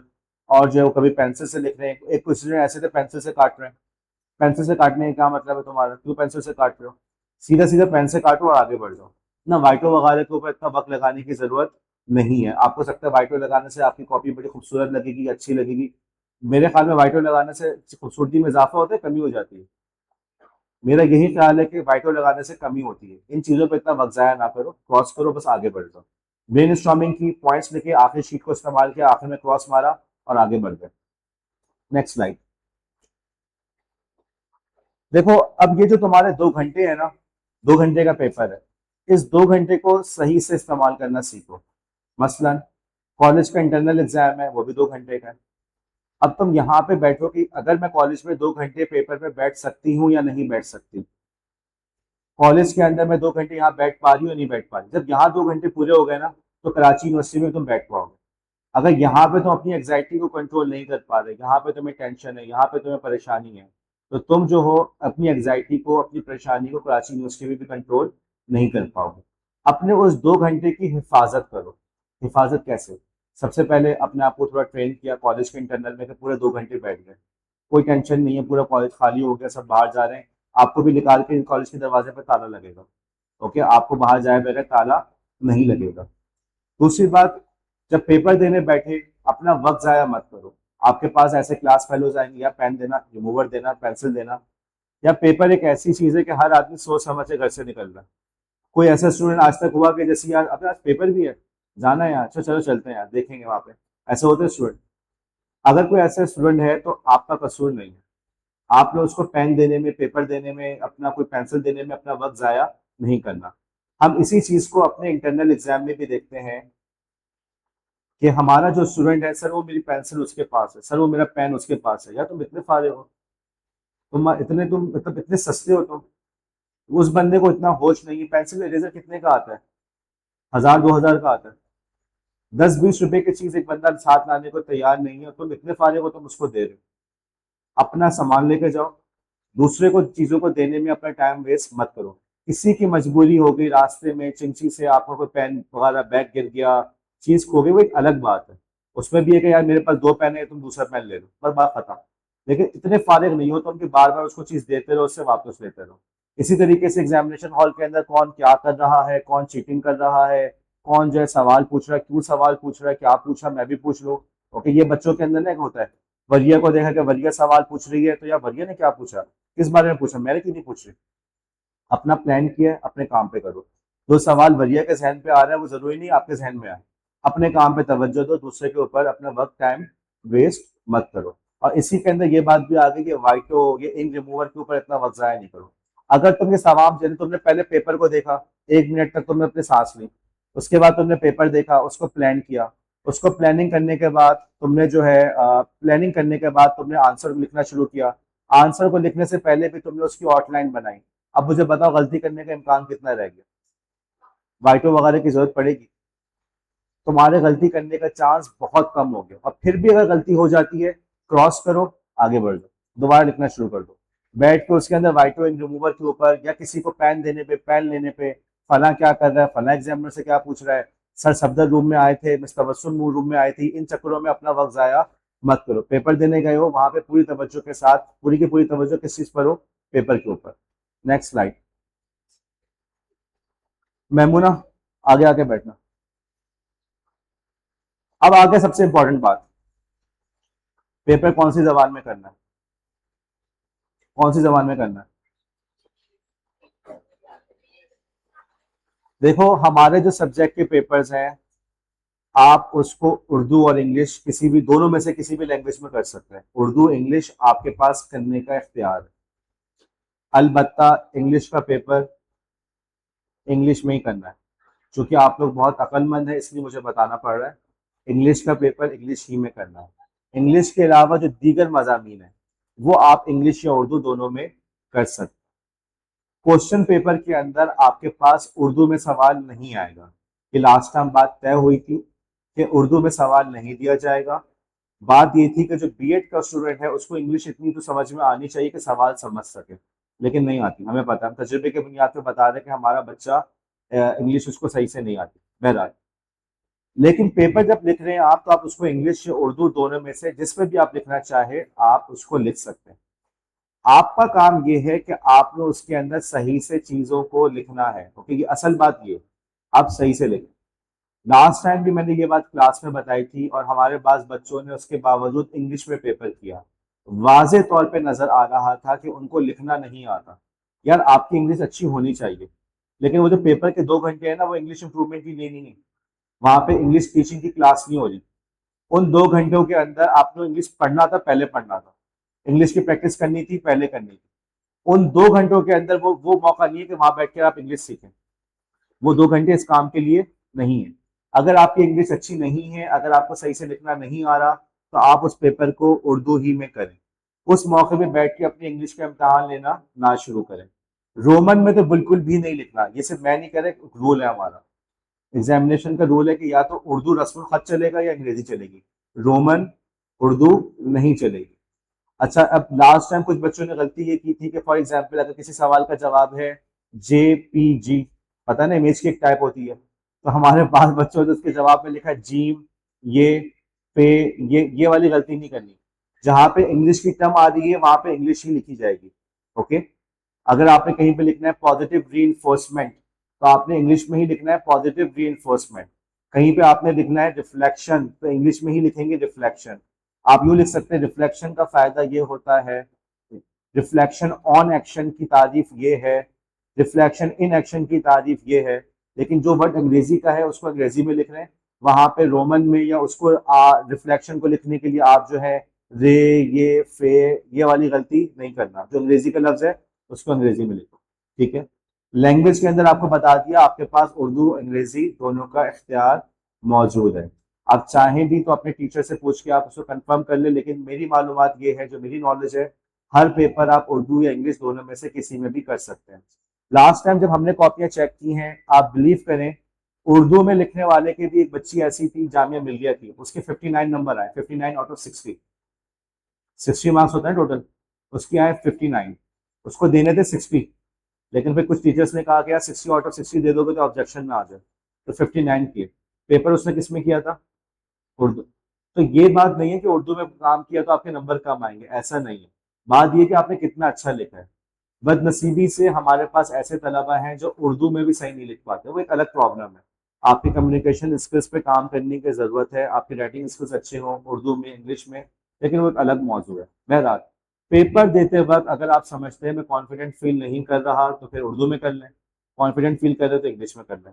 प्लानिंग की भी होगी तो क्या करोगे, पहले ही फैसला कर लोगे। ये नहीं होगा कि एक सवाल इंग्लिश में दूसरा सवाल उर्दू में, इतने मजे नहीं आ रहे। ओके, पहले से फैसला कर लो। Next slide. अच्छा, एग्जाम के हवाले से हमने ये तमाम बातें कर ली कि आप एग्जाम के दौरान क्या क्या गलतियां करते हैं। अमूमन जल्दी करके बाहर निकलने की कोशिश ना करें, अपने नर्व्स को कंट्रोल करें, ब्रीदिंग एक्सरसाइज। आपको अगर अभी भी डाउट लग रहा है, क्योंकि मुझे नजर आ रहा था आप लोग कुछ हंस रहे थे, आप लोग यूट्यूब पे सर्च कर लीजिएगा ब्रीदिंग एक्सरसाइज, आपको बेतहाशा कंटेंट मिलेगा। बाकायदा उसके अंदर ऐसी साइंटिफिक स्टडीज भी आपको मिल जाएंगी। और एक डॉक्टर साहबा भी है, मुझे उनके इस वक्त जहन में नाम नहीं है, उनकी बाकायदा वीडियो इसी बात पर है किस तरीके से अपने नर्व्स को आप ब्रीदिंग के जरिए से कंट्रोल कर सकते हैं। पेपर हाथ में आ जाए, प्लान करें, प्लानिंग से पहले पेपर को स्टार्ट ना करें। आंसर जब लिखने का मौका आ रहा है तो उसके वक्त भी आप उसकी आउटलाइन बनाइए, रफ सी आउटलाइन बनाए, इतना वक्त नहीं लगेगा। ये आपको लगता है, आपको फील होता है वक्त तेजी से गुजर रहा है। एक दफा ये चीज देखो, आपको जैसे फॉर एग्जाम्पल अगर सुबह आप लोग बचपन में वालिदैन कपड़े पहनाते थे, तैयार करते थे, टाइम लगता था उसमें, आजकल के टाइम लगता है आपको? ये क्योंकि आप लोग को आदत हो चुकी है। इस जूते की लेसेस बांधने में टाइम लगता था, याद है जूते की लेसेस भी बांधना सिखाए गए थे, अब कितना टाइम लगता है? बात ये होती है कि जब एक चीज की आपको आदत हो जाती है वो काम आपके लिए आसान हो जाता है। आउटलाइन बनाना, प्लान करना, ये तमाम चीजों की आपको एक दफा आदत हो जाएगी। आपको 2 घंटे भी आपको बहुत लगेंगे। आराम से 2 घंटे में बैठ के प्लान करके तुमने आंसर लिखना शुरू किया। आंसर्स को ऑर्डर में लिखो, सीक्वेंस में लिखो, उसको आगे पीछे मत करो। उर्दू में करो, इंग्लिश में करो, तुम्हारी मर्जी है। वाइटो में इंक रिमूवर के अंदर दूसरे को कुछ देना है, दूसरे से वापस लेना है, इन चीजों में वक्त जाया मत करो। कौन क्या कर रहा है, सर सफदर रूम में आए, वहां पे एग्जामिनर वगैरह से सफदर ही होंगे कराची यूनिवर्सिटी में, तो उनको देखना कौन आया है, कौन सा टीचर आ रहा है, इन सब चीजों में अपना वक्त जाया मत करो। तुम्हारे मार्क्स इस बात पर नहीं दिए जाएंगे तुम्हारी ऑब्जर्वेशन कितनी कैसी थी, तुम्हारे मार्क्स दिए जाएंगे तुम्हारे पेपर को देखते हुए। पेपर के दौरान जो काम है उसके हवाले से किसी के जहन में कोई सवाल, पेपर के दौरान की बातों के हवाले से? क्या मैंने तमाम टॉपिक्स को कवर कर लिया है? उमायमा, कोई चीज रह गई आपके ख्याल में? हुमा, राहत, राहत का है? यहाँ पे हमने इस बारे में बात कर ली कि आप लोग की मेमोरी का जो मसला था, जो बचपन में तरीका सिखाया गया, वो तरीका अब आप लोग के ऊपर एप्लीकेबल नहीं है। एज फैक्टर की वजह से और कुछ हमारे माशरे के बदलते हुए हालात की वजह से, जहाँ पे हमारे पास इंफॉर्मेशन बहुत ज्यादा है, अब चीजों को मेमोराइज करना हमारे लिए मुमकिन नहीं रहा। अब आपका काम है कि चीज को समझ लो, जहन नशीन कर लो, पेपर में जाकर उसकी आउटलाइन बना के अपने अल्फाज में उसका आंसर लिखो, और ये काम तुम कर लोगे, आसानी से कर लोगे, इतना बड़ा प्रॉब्लम नहीं है। अब हम कुछ बातें कर लेते हैं कि एग्जाम से पहले क्या करना चाहिए। Next slide. देखो, अब हमारे इस कॉलेज में टीचिंग के दौरान हमें इस बात का बखूबी तजुर्बा हो चुका है कि हमारे तलबा के अंदर इमोशनल इंटेलिजेंस की, इमोशनल मेच्योरिटी की बहुत कमी है। उनकी उम्र तो है, उनके पास डिग्रियां तो हैं, लेकिन उनके वो अपने जज्बात को काबू नहीं रख पाते। हमारी क्लास में एक स्टूडेंट थी, मैंने क्लास में असाइनमेंट दिया, तो असाइनमेंट ऐसा था कि 4 या 5 बच्चों ही कर सकते थे। उन 4-5 बच्चों को दे दिया गया, तुम कर लेना, बाकी का हम बाद में कुछ और मार्क्स एडजस्ट करेंगे। वो क्लास में रोना शुरू हो गई कि हम मुझे असाइनमेंट क्यों नहीं मिला। कहीं रोने वाली बात थी? देखो बात क्या हुई है। अच्छा, इसी तरीके से एक और क्लास के अंदर मैंने क्या देखा, एक बच्ची साहबा जो रो रही है, आंखों से आंसू बह रहे हैं, चुपके चुपके रो रही है। बाद में पूछा क्या हो गया था मेरी क्लास में ऐसा जिसमें तुम रो रही हो? सर वो आपने मुझसे सवाल नहीं पूछा ना। अब आप लोग हंस रहे हैं ना। अगर मुझसे चंद साल पहले कोई कहता है कि ऐसे भी बच्चे होते हैं, तो मैं भी कहता है बकवास कर रहा हूं, ऐसे कहाँ से होते हैं, कब हो गया। लेकिन अब हमने बाकायदा ऐसे स्टूडेंट्स को अपने साथ देखा है, हम पढ़ा रहे हैं, हमें नजर आ रहा है हमारे बच्चों के अंदर इमोशनल इंटेलिजेंस बहुत कम है। लास्ट टाइम मैंने ये क्लास जब स्केजुअल की थी, तो एक बच्चे का जवाब आया, सर मुझे एग्जाम से 6 दिन पहले छुट्टी चाहिए। उनके जहन में यह है कि जैसे स्कूल के जमाने में होता था ना कि पेपर से 6 दिन पहले, 10 दिन पहले छुट्टी कर ली, फिर तैयारी करेंगे। वो अभी भी उसी दुनिया में रह रही है। उनको कोई जगह उठाया कि भाई यूनिवर्सिटी लाइफ हो गई है। यहाँ पे तो ऐसा होता है कि सुबह जॉब कर रहे, शाम को पेपर देने जा रहे हैं, या पेपर दिया फिर जॉब पे जा रहे हैं। यहाँ पे ये वाली रिलैक्सेशन थोड़ी है। हमारे पास 2.5 है, कितने ऐसे बच्चे हैं, सुबह बच्चों को स्कूल में छोड़ा, वहां से पेपर देने आ रहे हैं। तो ये वाली रिलैक्सेशन थोड़ी मिलेगी आपको कि आप जो है घर पे बैठ के आराम से 10 दिन पहले छुट्टी करके तैयारी कर रहे हैं। तो हमारे बच्चों के अंदर इमोशनल मेच्योरिटी का बहुत बड़ा इशू है। चले, आप इमोशनल मेच्योरिटी कैसे पैदा की जा सकती है उसमें हम भी बाद में बात करेंगे।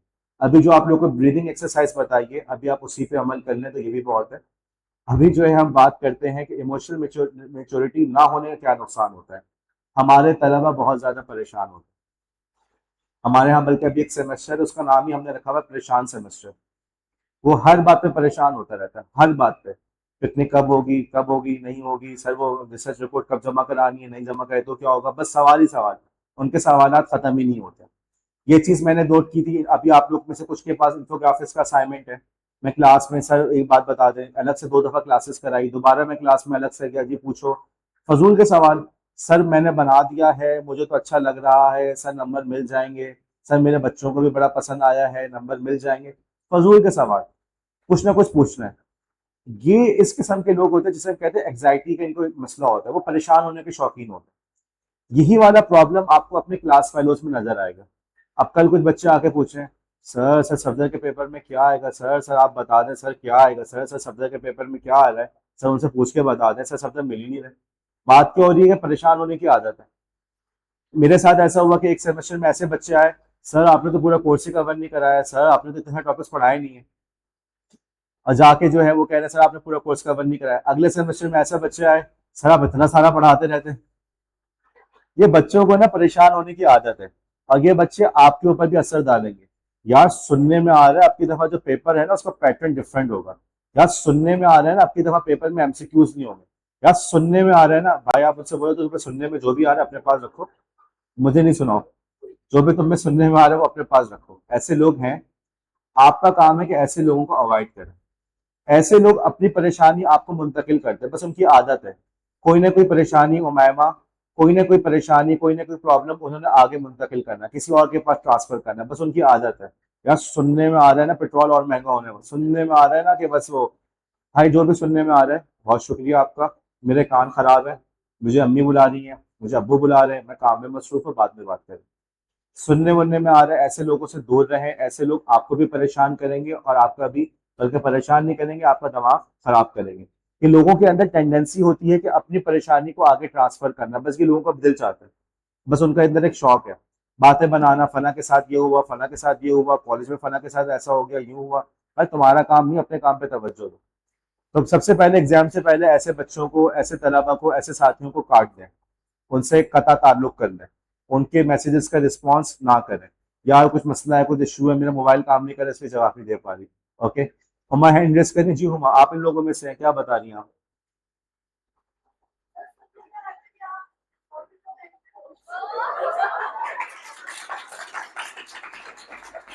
इसी से आप लोग अंदाजा लगा लें हुमा के सवाल से कि सुनने में आता है, इंपॉर्टेंट बताएंगे। हमारे बच्चों की रीडिंग कॉम्प्रिहेंशन कैसी है, उसमें लिखा हुआ था कि सर तला पेपर में कुछ नहीं बताएंगे, पेपर की जनरल टिप्स पे बात होगी। ओके, हम अपने रीडिंग कॉम्प्रिहेंशन पे काम करें आप। Next slide. देखो, आप लोग को चीजें समझने में, याद करने में जो प्रॉब्लम हो रहा है उसकी एक बहुत बड़ी वजह यह है कि आप लोग के अंदर कंसंट्रेशन की सलाहियत नहीं रही। दुनिया के जो बड़े बड़े फॉरम्स हैं, जैसे यूनेस्को है, ठीक है, और वर्ल्ड हेल्थ ऑर्गेनाइजेशन है, वर्ल्ड इकोनॉमिक फोरम है, वंस अगेन चूंकि आप लोग इन चीजों से ताल्लुक नहीं रखते, मैं इन चीजों की रिपोर्ट्स वगैरह देख रहा होता हूँ। वहां पे बाकायदा बात ये हो रही है कि आज के दौर में जो अटेंशन का मसला है, तवज्जो का मसला है, इसको बाकायदा एपिडेमिक करार दिया जाए, इसको मर्ज करार दिया जाए कि इंटरनेशनली हमारे लोगों के अंदर तवज्जो देने की, कंसंट्रेशन से काम करने की सलाहियत खत्म हो गई है। उनके हाथों में खुजली होने लगती है कि थोड़ी देर के अंदर कुछ भी हो, मोबाइल पर हाथ लगाना। आपके सामने मोबाइल रखा हुआ हो और आपसे कहो उसको हाथ ना लगाएं, आप नहीं कर सकते। खुद ब खुद आपका हाथ खुजली करेगा।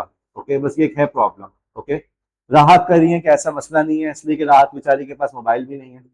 तो ऐसे बच्चों के साथ ये रहता है, लेकिन जब जिसके पास भी एक दफा मोबाइल आ गया उसके हाथ में खामा खामा खुजली हो जाती है। रात को सो रहे होते हैं, सबसे पहले क्या होता है, आखिरी चीज क्या होती है? मोबाइल। और सुबह उठ के सबसे पहले क्या करते हैं? कलमा बाद में पढ़ते हैं। ओके, सबसे पहले मोबाइल देखते हैं। और इस पे बात हो चुकी है क्लास के अंदर, सबसे पहले मैं अपनी आंखें खोलता हूँ, आप लोग शायद सबसे पहले मोबाइल खोलते हैं। बहरहाल हमारा जो है मोबाइल वगैरह की वजह से, इन तमाम चीजों से कांटेक्ट रखने की वजह से हमारे अंदर तवज्जो देने की सलाहियत खत्म हो गई है। आपको ऑफिस में नजर आएगा, मैं ऑफिस में काम कर रहा होता हूँ, बैठ के काम कर रहा हूँ, अचानक ही कोई बात करेगा, यार पता है वो फला जगह ऐसा हुआ, फला ने यूं किया, फला ने ऐसा किया, यार वो फला टीचर जो है ना वो ये कह रहा था। यार हम काम करने बैठे हैं ना, काम निपटा है, हम बैठ के यहाँ पे फला का जो है पूरा जो है राम कहानी क्यों सुना रहे हैं, ये 700 साल की कहानी क्यों सुना रहे हैं? हमारा ये ताल्लुक नहीं है। अब देखें, अपनी जिंदगी में चेंज लेकर आए, वो बात की बात है। कम अज कम इतना तो कर लें कि यार एग्जाम तक, फाइनल एग्जाम तक, जब तक मेरा आखिरी पेपर नहीं हो जाता कराची यूनिवर्सिटी में, तब तक मैं अपने मोबाइल पे टाइम को लिमिट करूंगा। मैं जो है 2 घंटे से पहले, 2 घंटे से पहले फॉर एग्जाम्पल व्हाट्सएप चेक नहीं करूंगा। जिस किसी का भी मैसेज आ जाए, किसी की भी कॉल आ जाए, कोई भी इतना इंपॉर्टेंट मैसेज नहीं है। आप लोगों को पढ़ा के मुझे अंदाजा हो चुका है, अगर कोई बंदा अहम काम के लिए आपको कॉल कर रहा है तो वो खुद बहुत बड़ा बेवकूफ है, क्योंकि वो आप लोग से उस अहम काम की उम्मीद रख रहा है। आप लोग का काम ये है अपने मोबाइल को साइड में रखें। भाई 2 घंटे से पहले मैंने मोबाइल को नहीं उठाना, वक्त के साथ साथ आप उस पर टाइम कर लें। लेट से कि शाम 7 बजे के बाद मैंने मोबाइल नहीं चेक करना, किसी का मैसेज आ गया, कुछ भी आ गया, मैं जवाब नहीं दूंगा। अभी कल एक स्टूडेंट की रात को है 11:15 बजे मैसेज आया हुआ मेरे पास, मैंने जवाब नहीं दिया। वो बच्ची खुद भी जाग रही है, एक्सपेक्ट करिए सर भी मुझे जाग के जवाब देंगे रात को। हमारा यही काम है, हम जागते रहे आराम से, तुम लोग के जवाब देते रहे। बहरहाल ये बच्चों की आदत बन चुकी है। मोबाइल को अभी से आदत ये बनाओ, थोड़ा सा कोशिश करो, बस एग्जाम तक की बात है, चंद दिनों की बात है, चंद दिनों की। अभी रमजान आया था, रोजे रखे थे, मुश्किल था या नहीं? गुजर गया ना? रोजे रखे थे नहीं रखे थे? शुक्रिया। कितना मुश्किल लग रहा था, रोजे में कॉलेज आएंगे, आए थे नहीं आए थे आप लोग? अब वो दिन गुजर गए। रोजे भी पूरे हो गए और साथ ही साथ आपका रमजान भी क्लासेस भी पूरी हो गई। तो भाई इसी तरीके से कि चंद दिनों तक अगर आप मोबाइल से दूर रहेंगे तो कि चंद दिन भी आपके ऐसे ही गुजर जाएंगे। इतना टाइम, इतना कोई बड़ा मसला नहीं है। 30 दिन 40 दिन के अंदर इंशाल्लाह हमारा फाइनल एग्जाम भी पूरे हो जाएंगे। कुछ भी नहीं करना, अभी से आदत बनाए, नेट से आदत शुरू की कि 2 घंटे में, अब 2 टाइमर लगा दिया, 2 घंटे से पहले मैंने व्हाट्सएप को नहीं चेक करना। कुछ दिनों के बाद आदत बना दी शाम 7 बजे के बाद मोबाइल चेक नहीं करना। कुछ दिनों के बाद टाइम लिमिट बना दी कि इतनी से इतनी देर तक मैं मोबाइल को यूज करूंगा। आपके मोबाइल के अंदर एक और ऑप्शन भी होता है, तमाम ऐप्स को वो ब्लॉक भी कर सकता है। टाइम सेट कर दिया, आधे घंटे के बाद ऐप जो है ऑटोमेटिकली ब्लॉक हो जाए। मैंने टाइमर लगा था यूट्यूब जो है वो 2-5 मिनट के बाद ब्लॉक हो जाए। जो भी देखना है 5 मिनट में देखना है। अब मुझे कोई यूजफुल चीज नजर आती है, मैं जल्दी से उसको लिंक सेव कर लेता हूँ, फिर पता 5 मिनट के बाद। अब अभी से उसकी आदत बनाए। इस तरीके से आपका जहन में तवज्जो की सलाहियत में इजाफा होगा और आप लोग के लिए आसान हो जाएगा कि आप लोग एग्जाम की तैयारी कर सकें। एग्जाम वो मरहला है जहाँ पे एक इंतहाई लेजी स्टूडेंट्स वो भी पढ़ने को तैयार हो जाता है। अब आप में से अक्सर लोग रेगुलर रहे हैं, आप में से अक्सर लोग अच्छे स्टूडेंट्स हैं। एग्जाम के दिनों में एक छोटी सी कुर्बानी दे दें ताकि आपकी परफॉर्मेंस के अंदर वाजे तौर पे इम्प्रूवमेंट आ जाए। Next slide. अब ये बात है जिसकी तरफ आप लोग शायद सोचते नहीं है, समझते नहीं है। इंसान के जिस्म का जहन का आपस में बहुत गहरा ताल्लुक है। अगर आपका जिस्म हेल्दी होगा तो आपका जहन भी हेल्दी होगा। आपने एक बात देखी, जो बेचारे बच्चे थोड़े स्पेशल नीड्स के बच्चे होते हैं, उनके कुछ मेंटल कैपेबिलिटीज में कुछ इश्यूज होते हैं, उनके चेहरे से ही समझ में आ रहा होता है। देखा आपने ये बात? आप लोगों ने नहीं देखा, मैं बता दूं कि ऐसे लोगों के अमूमन चेहरों ही से इश्यूज नजर आ रहे होते हैं। वजह क्या है कि जहन का और इंसान के जिस्म का आपस में बहुत गहरा ताल्लुक है। आपको अपनी फैमिली में लोग नजर आते होंगे, गुस्से में चेहरा बिल्कुल नजर आ रहा है कि वो गुस्से में है। कैसे? गुस्से का जो चेहरा है उसका ताल्लुक तो जिस्म से है, लेकिन जो गुस्से का ताल्लुक तो जहन से हुआ ना। और चेहरा एक अलग चीज है, जिस्म से ताल्लुक है। दिमाग और जिस्म आपस में इंतहाई क्लोजली कनेक्टेड है। अगर आपका जिस्म हेल्दी होगा तो आपका दिमाग भी हेल्दी होगा। और समझदार आदमी दिमाग जिसका हेल्दी होगा उसका जिस्म भी अपने हेल्दी रखेगा। आपके जो बड़े मशहूर मशहूर फिलोसफर्स हैं, प्लेटो हो गया जिसको हमारे उर्दू में अफलातून कहते हैं, सुकरात हो गया, ये तमाम जो आपके फिलोसफर्स थे ना, ये अपने दौर के बहुत बड़े बॉडी बिल्डर्स थे। बल्कि ये जो प्लेटो है ना, फलसफी का नाम है जिसको उर्दू में अफलातून कहते हैं, ये साहब, इसका वर्ड का मतलब ही ये था चौड़े सीने वाला। ओके, ये इतनी इनकी मतलब मसाल भाई की जो मसल्स थे और इतनी एक्सरसाइज करते थे कि चौड़े सीने वाले के नाम से ही मशहूर थे। और इसी नाम से इनका फलसफा, ये फिलोसफर भी इसी नाम से मशहूर हुए। तो पुराने दौर के अंदर लोगों के इस बात का शऊर था कि जहन मजबूत होगा तो जिस्म भी मजबूत होना चाहिए, और जिस्म मजबूत होगा तो जहन भी मजबूत होगा। जितने भी इस वक्त बड़े स्कॉलर्स हैं, तमाम के तमाम अपनी फिजिकल फिटनेस का ख्याल रखते हैं किसी ना किसी तरीके से। जरूरी नहीं है कि वो जिम जा रहे हो। वो जिम नहीं जा रहे होते तो वो कुछ गोल्फ खेलने जा रहे हैं, वो वॉक पे जा रहे हैं, अपनी फिजिकल फिटनेस का ख्याल रखते हैं। अब इस वक्त मौका नहीं है कि आपसे कहूँ कि जिम जाओ, जिम में जाके एक्सरसाइज करो। कम अज कम वॉक का तो ख्याल रखो। घर की छत तो होगी, उस पर 10 मिनट वॉक कर लो, खाने के बाद वॉक कर लो। पढ़ते पढ़ते टाइमर लगाया हुआ 45 मिनट्स पूरे हो गए, चलिए हमने किताबें बंद की, 45 मिनट्स के बाद हमने खड़े होकर वॉक करना। कुछ छोटी मोटी एक्सरसाइज कर ली, कुछ स्क्वाट्स कर लिए, उठक बैठक कर ली, कोई ना कोई एक्सरसाइज कर ली।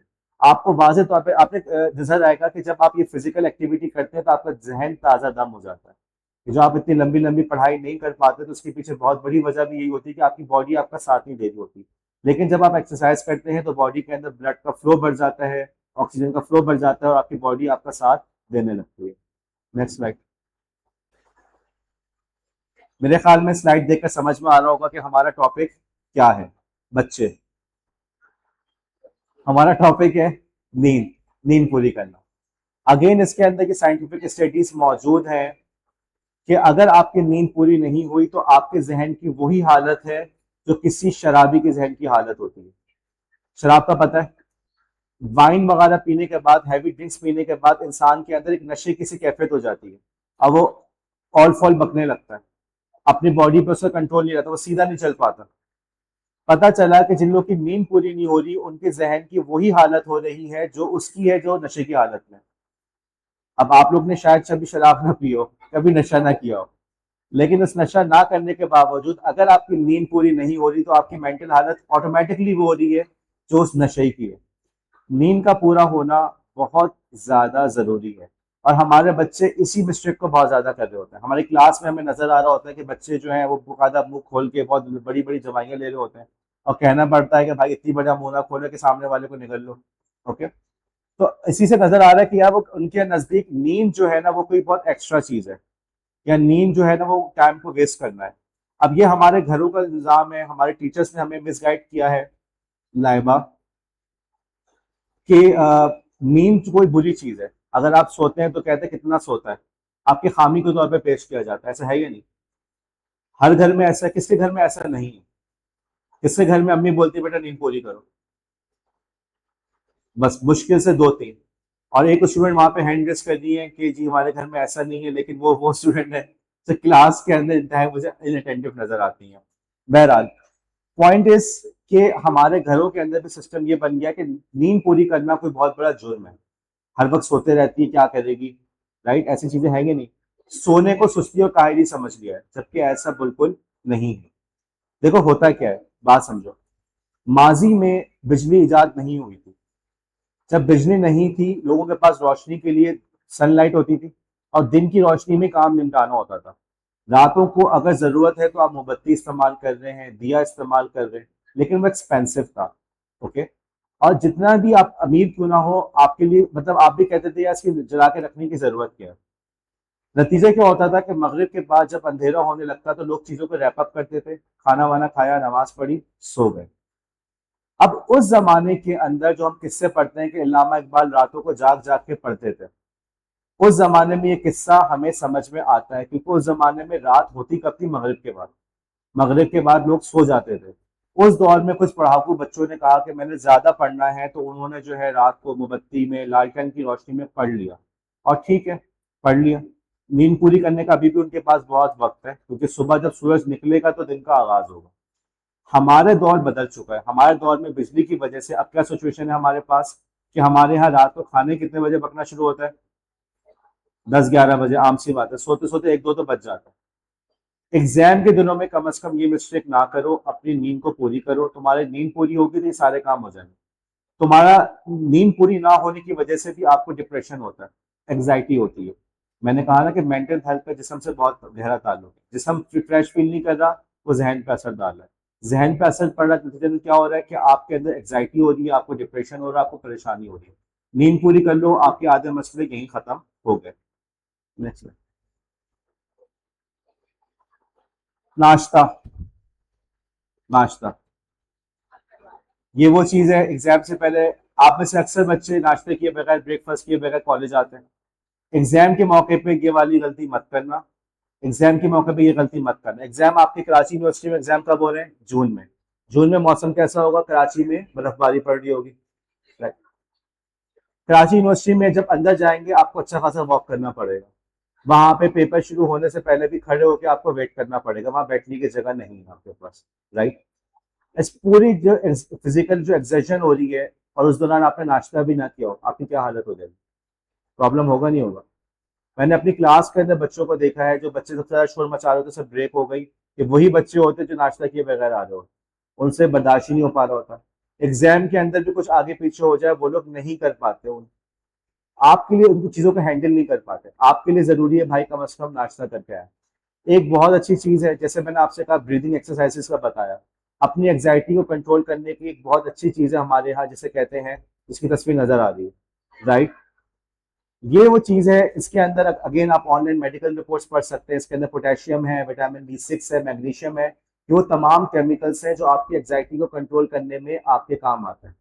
अगर आप कभी खुदा ना खास्ता किसी साइकेट्रिस्ट के पास जाएंगे तो आपको इसी किस्म की मेडिसिन सजेस्ट करेगा। यहाँ पे आपको मेडिसिन लेने की जरूरत नहीं है, साइकेट्रिस्ट के पास जाने की जरूरत नहीं है। आपके पास ये फल बआसानी मौजूद है, और कोई एक्सपेंसिव भी नहीं है। 200 रुपये दर्जन, 150 रुपये दर्जन मिल जाता है, आराम से उसको परचेज करें। नाश्ता भी नहीं कर सकते तो कम से कम इसको तो खा के जरूर आप पेपर देने के लिए आए। देखो ये बातें तुम्हें अजीब सी लग रही है, अजीब से सिर्फ इसलिए लग रही है कि तुम इससे पहले किसी ने ये बातें की नहीं, लेकिन ये बातें हैं तमाम की तमाम रेलिवेंट। Next slide. अब सवाल ये होता है, एग्जाम से पहले की बातें हो गई। ओके, नींद पूरी करें, फिजिकल एक्सरसाइज का ख्याल रखें, सोशल मीडिया का कम इस्तेमाल करें, और अपने परेशान दोस्तों से दूर रहना सीखें। ओके, अब बात ये होती है एग्जाम के बाद क्या करें। एग्जाम उन चीजों में से है जो आप जितना पीछा छुड़ाना चाहें, पीछा नहीं छुड़ा पाते। कुछ ऐसे काम है जिनको हमें एग्जाम के बाद भी करना चाहिए, वो कौन से काम है? सर एक मिनट पीछे जाओ जरा वापस पिछली स्लाइड पे। हाँ, क्या करना चाहिए एग्जाम के बाद, क्या करना चाहिए? सोना चाहिए। उसके अलावा मिनहा, विरदा, ओके, और कोई? Next slide. देखो पेपर देने के बाद पेपर को जरूर डिस्कस करो। पेपर देने के बाद बाहर निकल के अपने क्लास फेलोज से जरूर डिस्कस करो कि पेपर में क्या आएगा। लेकिन ये मत करना कि जाके ढंडोरा पीटना शुरू करो, यार सर ने जो पेपर बताया था वही आ गया। ये वाली गलती मत करो, कोई दूसरा सुनेगा तो होगा पेपर लीक हो रहा है। ओके, आपने ये वाला काम नहीं करना बहरहाल। लेकिन पेपर देने के बाद पेपर को डिस्कस जरूर करो। किस नीयत से? इस नीयत से कि मैंने क्या गलतियां की थी, मैंने क्या मिस्टेक्स की थी, मैं उन मिस्टेक्स को रिपीट ना करूं। That's it. हम उसको इसलिए नहीं देख रहे हाय मैंने क्या कर दिया, है तुमने गलत लिख दिया, हाय मेरा नसीब, मेरा तो नसीब ही बुरा है। इन बातों के लिए हम पेपर को डिस्कस नहीं कर रहे। हम पेपर को इसलिए डिस्कस कर रहे हैं, इस नियत से डिस्कस कर रहे हैं कि अपनी गलतियों से सबक सीखें। अगर अभी आप लोग का पेपर होता है इंटरनल एग्जाम का, टीचर से अगर आपके पास टाइम हो तो टीचर से रब्ता करें, सर कॉपियाँ चेक हो गई है, सर हमारी मिस्टेक्स बताएं ताकि हम उन मिस्टेक्स को रिपीट ना करें। और मैं अभी से बता रहा हूँ कि लास्ट टाइम से जो मैं मिस्टेक देखता आ रहा हूँ वो ये है कि बच्चों ने खामा खाम में इंग्लिश में पेपर करने की कोशिश की, उनसे गलतियां हुई। क्लास में सिर्फ 2-3 बच्चे थे जिनकी इंग्लिश इतनी अच्छी थी कि इंग्लिश में कर सकें। अभी जो मिस्टेक जहन में आ रही है, आप दीगर टीचर से, sir Sharjeel, sir Rizwan, sir Mohammad Rizwan, जो भी आप लोग के टीचर्स हैं उनसे कांटेक्ट करें, उनसे पूछें कि हमारी कौन सी मिस्टेक्स हैं ताकि हम उन मिस्टेक्स को रिपीट ना करें। और कराची यूनिवर्सिटी में पेपर देने के बाद, यहाँ पे इंटरनल एग्जाम देने के बाद फायजा खड़े हो जाओ। आप जो है अपने खुद डिस्कस करें कि हमसे क्या गलतियां हुई हैं। हम लोग करते हैं क्या है, तुमने क्या लिखा था, तुमने क्या लिखा था, फला ने क्या लिखा था, हम इस तरह की डिस्कशन करते हैं। ये वाला काम आपने नहीं करना। आपने ये देखना है कि मुझसे गलती क्या हो गई थी, आपकी सोच बदल गई, या ये वाला सवाल तो मेरा बिल्कुल गलत हो गया। बाद जब बच्चे मेरे पास आते हैं, सर हमने ये लिखा, फला ने ये लिखा, सर किसने सही किया? भाई जब रिजल्ट आएगा पता चल जाएगा। तुम्हारा इस पर फोकस ये होना चाहिए कि मुझसे गलती क्यों हुई, मुझसे कंफ्यूजन क्यों हुआ। पेपर डिस्कस करो इस नियत से कि मैंने कौन सी गलतियां की हैं। इसके अंदर देखो एक बड़े इंपॉर्टेंट बात होती है कि अपने आइडियाज को, जो हम लोग जैसे मैंने पहले कहा था, एग्जाइटी को आपस में ट्रांसफर ना करो। इसी तरीके से जो अपने खौफ है ना उसको ट्रांसफर ना करो, यार मेरा तो पेपर पेपर पेपर बुरा हो गया यार, पता नहीं क्या आएगा। आपने देखा ऐसे बच्चों को, अब पता चलता रिजल्ट आता उन्हीं का सबसे अच्छा मार्क्स होता है। तो ऐसे लोगों से भी दूर रहे। वजह ये नहीं है कि वो क्या कह रहे, वजह ये है कि वो अपनी परेशानी आप पे मुंतकिल कर रहे हैं। आपके जहन में आता है फला बच्ची तो इतनी पढ़ने वाली थी, उसका पेपर बुरा होगा, मेरा भी पेपर बुरा होगा। खामा खामे उस परेशानी की वजह से आपकी क्वालिटी ऑफ लाइफ पे, आपकी एग्जाम की प्रिपरेशन के ऊपर फर्क पड़ रहा है। इन तमाम चारों पॉइंट्स का अगर तुम खुलासा देखो तो खुलासा यही है कि पेपर डिस्कस जरूर करो, लेकिन इस नीयत से कि इसके अंदर मेरी क्या मिस्टेक्स हुई है ताकि नेक्स्ट टाइम उन मिस्टेक्स को रिपीट ना करूं। और मिस्टेक ये नहीं है कि मैंने सवाल का आंसर गलत देखा, मिस्टेक ये थी कि मैं कंफ्यूज क्यों हो गया, मिस्टेक ये थी कि पेपर देते वक्त मैं आंसर क्यों भूल गया, पेपर देते वक्त मैंने प्लान क्यों नहीं किया था, मैंने गलत सवाल का गलत जवाब क्यों लिख दिया। आप इन बातों पे गौर करें, मेटा सोच रहे हैं। आप ये नहीं सोचे कि मैंने GMT general method of teaching में फला सवाल का गलत जवाब लिखा, फला का ये किया। आप ये सोच रहे हैं कि ये वाली गलती मुझसे क्यों हुई ताकि नेक्स्ट टाइम मैं इस गलती को किसी दूसरे सब्जेक्ट में रिपीट ना करूं। ओके, गलती क्यों हो रही है, गलत आंसर क्यों दे रहा हूँ। और ऐसे बच्चे जो परेशान होते हैं भाई, उससे दूर रहो। अच्छे दोस्त होना आपकी अल्लाह की बहुत बड़ी नेमत है। अच्छे दोस्त अगर आपको मिल जाए जिन पे आप ट्रस्ट कर सकें, जिनसे आप मशावरत कर सकें, जो आपको गाइड करें, जो आपकी एग्जाइटी कंट्रोल करने में मदद करें, ऐसे दोस्त अल्लाह की बहुत बड़ी नेमत है। और मदिहा, ऐसे दोस्त आपको नाखूनों में नजर नहीं आएंगे। तो ऐसे दोस्तों के लिए अल्लाह से दुआ भी करनी चाहिए और कोशिश भी करनी चाहिए। मैं पहले दिन से क्लास में कह रहा हूँ ग्रुपिंग ना बनाओ। आप लोग ग्रुपिंग बनाते हो, किसके साथ कंपेटेबिलिटी है, बैठ जाओ फायदा, फिर दोबारा थोड़ी देर में दोबारा खड़ा करना पड़ेगा। तो आप लोग दोस्ती बनाते हैं कंपेटेबिलिटी के ऊपर, किसके साथ अंडरस्टैंडिंग हो रही है, कौन मेरे घर के करीब रहता है, किसके साथ मैं चिंची में आ सकती हूँ, किसके साथ मैं वैन पे आ सकती हूँ, यही से आपकी दोस्तियां होती हैं। असूलन देखना कि चाहिए दोस्ती उनके साथ हो जिनसे मैं क्या सीख सकता हूँ, जो मुझे कुछ सिखा सकते हैं, जिनसे जिनकी शख्सियत से मैं कुछ सीख सकूं। जो है यार हमने देखा है कि बहुत तमीज से बात करती है, बहुत काम रहती है, बहुत उसका जो है बात करने का अंदाज बड़ा अच्छा है, आप ऐसे लोगों से दोस्ती करें। आप लोग दोस्ती बनाते हैं, बस दोस्ती करते वक्त बस देखते हैं कि यार किसके साथ भी अंडरस्टैंडिंग है, अब उसकी खामियों के साथ आप उसको बर्दाश्त कर रहे होते हैं, अब वो खामियां फिर आपके अंदर भी ट्रांसफर होने लगती हैं। ओके, यहाँ तक बात समझ में आई। अब शायद समझ में आया हो कि मैं क्यों कह रहा होता हूँ क्लास के अंदर ग्रुपिंग ना बनाओ, हर किसी के साथ बैठो, देखो किसकी शख्सियत कैसी है, उसके अंदर क्या कुछ सीखा जा सकता है, यही लोग फिर आपके आगे बढ़ने में मदद करेंगे। पेपर देने के बाद भी डिस्कशन दोस्त के साथ नहीं करना, उसके साथ करना जो आपको थोड़ी सी समझदार लगती है। अब एक प्रॉब्लम ये होती है कि हम अपने अलावा किसी को समझदार ही नहीं मानते, अपने अलावा हर कोई बहुत बुरा लगता है। ऐसा नहीं है, दूसरों के अंदर खूबियां तलाश करने की कोशिश करें, आहिस्ते आहिस्ते आपके अंदर जो खूबियां नजर आना आपके लिए आसान हो जाएगा। Next slide. अब हम बात कर लेते हैं रिजल्ट। रिजल्ट के मौके पे क्या करना है, रिजल्ट आ गया, अब हमने क्या करना है जी शायस्ता, क्या करना है रिजल्ट के मौके पे, क्या करना है? ओके, क्या क्या ख्याल है मैं क्या करूँ, रिजल्ट आने पे क्या करना चाहिए? ओके, अल्लाह का शुक्र अदा करना चाहिए। एमन, एमन का आज तक कभी रिजल्ट ही नहीं आया, उसको पता ही नहीं क्या करना चाहिए।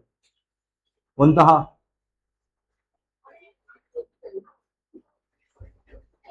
शाइस्ता ने कहा है कि ट्रीट देनी चाहिए, ये बात रिकॉर्डिंग में मौजूद है। ओके, आप सब लोग शाइस्ता से पूछ सकते हैं, रिकॉर्डिंग यूट्यूब पे भी होगी, और शाइस्ता की पहली वाली रिकॉर्डिंग भी मौजूद है यूट्यूब पे। तो बहरहाल जब रिजल्ट आया तो शाइस्ता से आप लोगों ने ट्रीट मांगनी है। चले कुछ चीजें मैं बताता हूँ, नेक्स्ट स्लाइड। यार देखो, हमारे तालीमी निज़ाम के अंदर देखो, मैं खुद एक उस्ताद की हैसियत से तुम्हें ये बात बता रहा हूँ, जैसे आप लोग प्रैक्टिकम पे गए, अब प्रैक्टिकम पे जाके आपको बहुत सारी चीज़ें समझ में आई, बहुत सारी चीज़ें नज़र आई, इसी तरीके से मैं एज ए टीचर आपको ये बात बता रहा हूँ कि हमारे निज़ाम के अंदर देखो तालीम के मुख्तलिफ कंपोनेंट्स होते हैं, जैसे गाड़ी के मुख्तलिफ कंपोनेंट्स होते हैं, गाड़ी का टायर, इंजन, रेडिएटर, तमाम चीज़ें चल रही होंगी तो गाड़ी चलेगी, वरना नहीं चलेगी। मुमकिन है गाड़ी जो है इंजन वगैरह सही है लेकिन टायर पंक्चर है, तो गाड़ी चल पाएगी? नहीं चल पाएगी। एजुकेशन के भी डिफरेंट कंपोनेंट्स हैं, syllabus, text book, teacher, classroom environment, तमाम चीज़ें टीचिंग के एजुकेशन के कंपोनेंट्स हैं। उनमें से एक बहुत इंपॉर्टेंट कंपोनेंट है, वो है असेसमेंट, और ये वो कंपोनेंट है जिसकी तरफ हमारे निज़ाम की, हमारे सिस्टम की कोई तवज्जो नहीं है, कोई भी इस बारे में बात नहीं करता। इसके नतीजे में अच्छा जैसे मुझे सैलरी मिल रही है मुख्तलिफ कामों की, राइट, लेकिन जो कॉपी चेक सबसे कम पैसे किस बात के मिल रहे, कॉपी चेक करने के, पेपर बनाने के भी पैसे बहुत कम है। नतीजा ये निकलता है कि अक्सरियत जो है असेसमेंट की तरफ तवज्जो नहीं देते। हमारे पास टीचर्स ऐसे भी हैं जो किसी और से कॉपियां चेक करवाते हैं, खुद भी नहीं करते, कहते हैं हमारे पास इतना टाइम नहीं, हम क्यों कॉपी चेक करें। अब इन तमाम बातों के नतीजे में सिस्टम ऐसा बन जाता है कि असेसमेंट के अंदर गलतियां रह जाती हैं। आपके तमाम सवाल थे, शायद उसने चेक ना किया हो, शायद सवाल सारे चेक किए, टोटलिंग सही से ना की हो, टोटलिंग भी सही की, लेकिन जब डेटा फीड किया जा रहा था उसमें गलती कर दी। हमारे यहाँ तो ऐसे भी केसेस हुए हैं कि बच्ची जो है वो पेपर में अपियर हो गई, रिजल्ट जब आया तो लिखा हुआ था एबसेंट, और जो बच्ची एबसेंट थी उसके मार्क्स आए। ये गलतियां हो जाती हैं। अब थोड़ा सा सिस्टम चेंज हुआ है, कराची यूनिवर्सिटी के जो पेपर्स हैं वो भी टीचर्स ही, कॉलेज के टीचर्स बना रहे हैं, वही चेक करेंगे। सिस्टम में पहले से बेहतरी आई है, लेकिन इसके बावजूद अभी भी बहुत ज्यादा गुंजाइश मौजूद है। जैसे आप घर में रहते हैं, अगर फॉर एग्जाम्पल आप जहनी तौर पर तैयार होते हैं कि लोड शेडिंग किसी वक्त भी हो सकती है, और आपने लोड शेडिंग के ऑल्टरनेट्स बनाए, आपने इस सिस्टम के अंदर जीना सीख लिया है। ओके, इस सिस्टम में जीना सीख लिया है, घर से बाहर निकलते हैं, काश के हमारे मुल्क में पब्लिक ट्रांसपोर्ट का अच्छा निज़ाम हो, नहीं है। अब उसी चिंची के अंदर हम जो है लटक के आते हैं, परेशानी से आते हैं, बहुत प्रॉब्लम होती है, लेकिन आते हैं।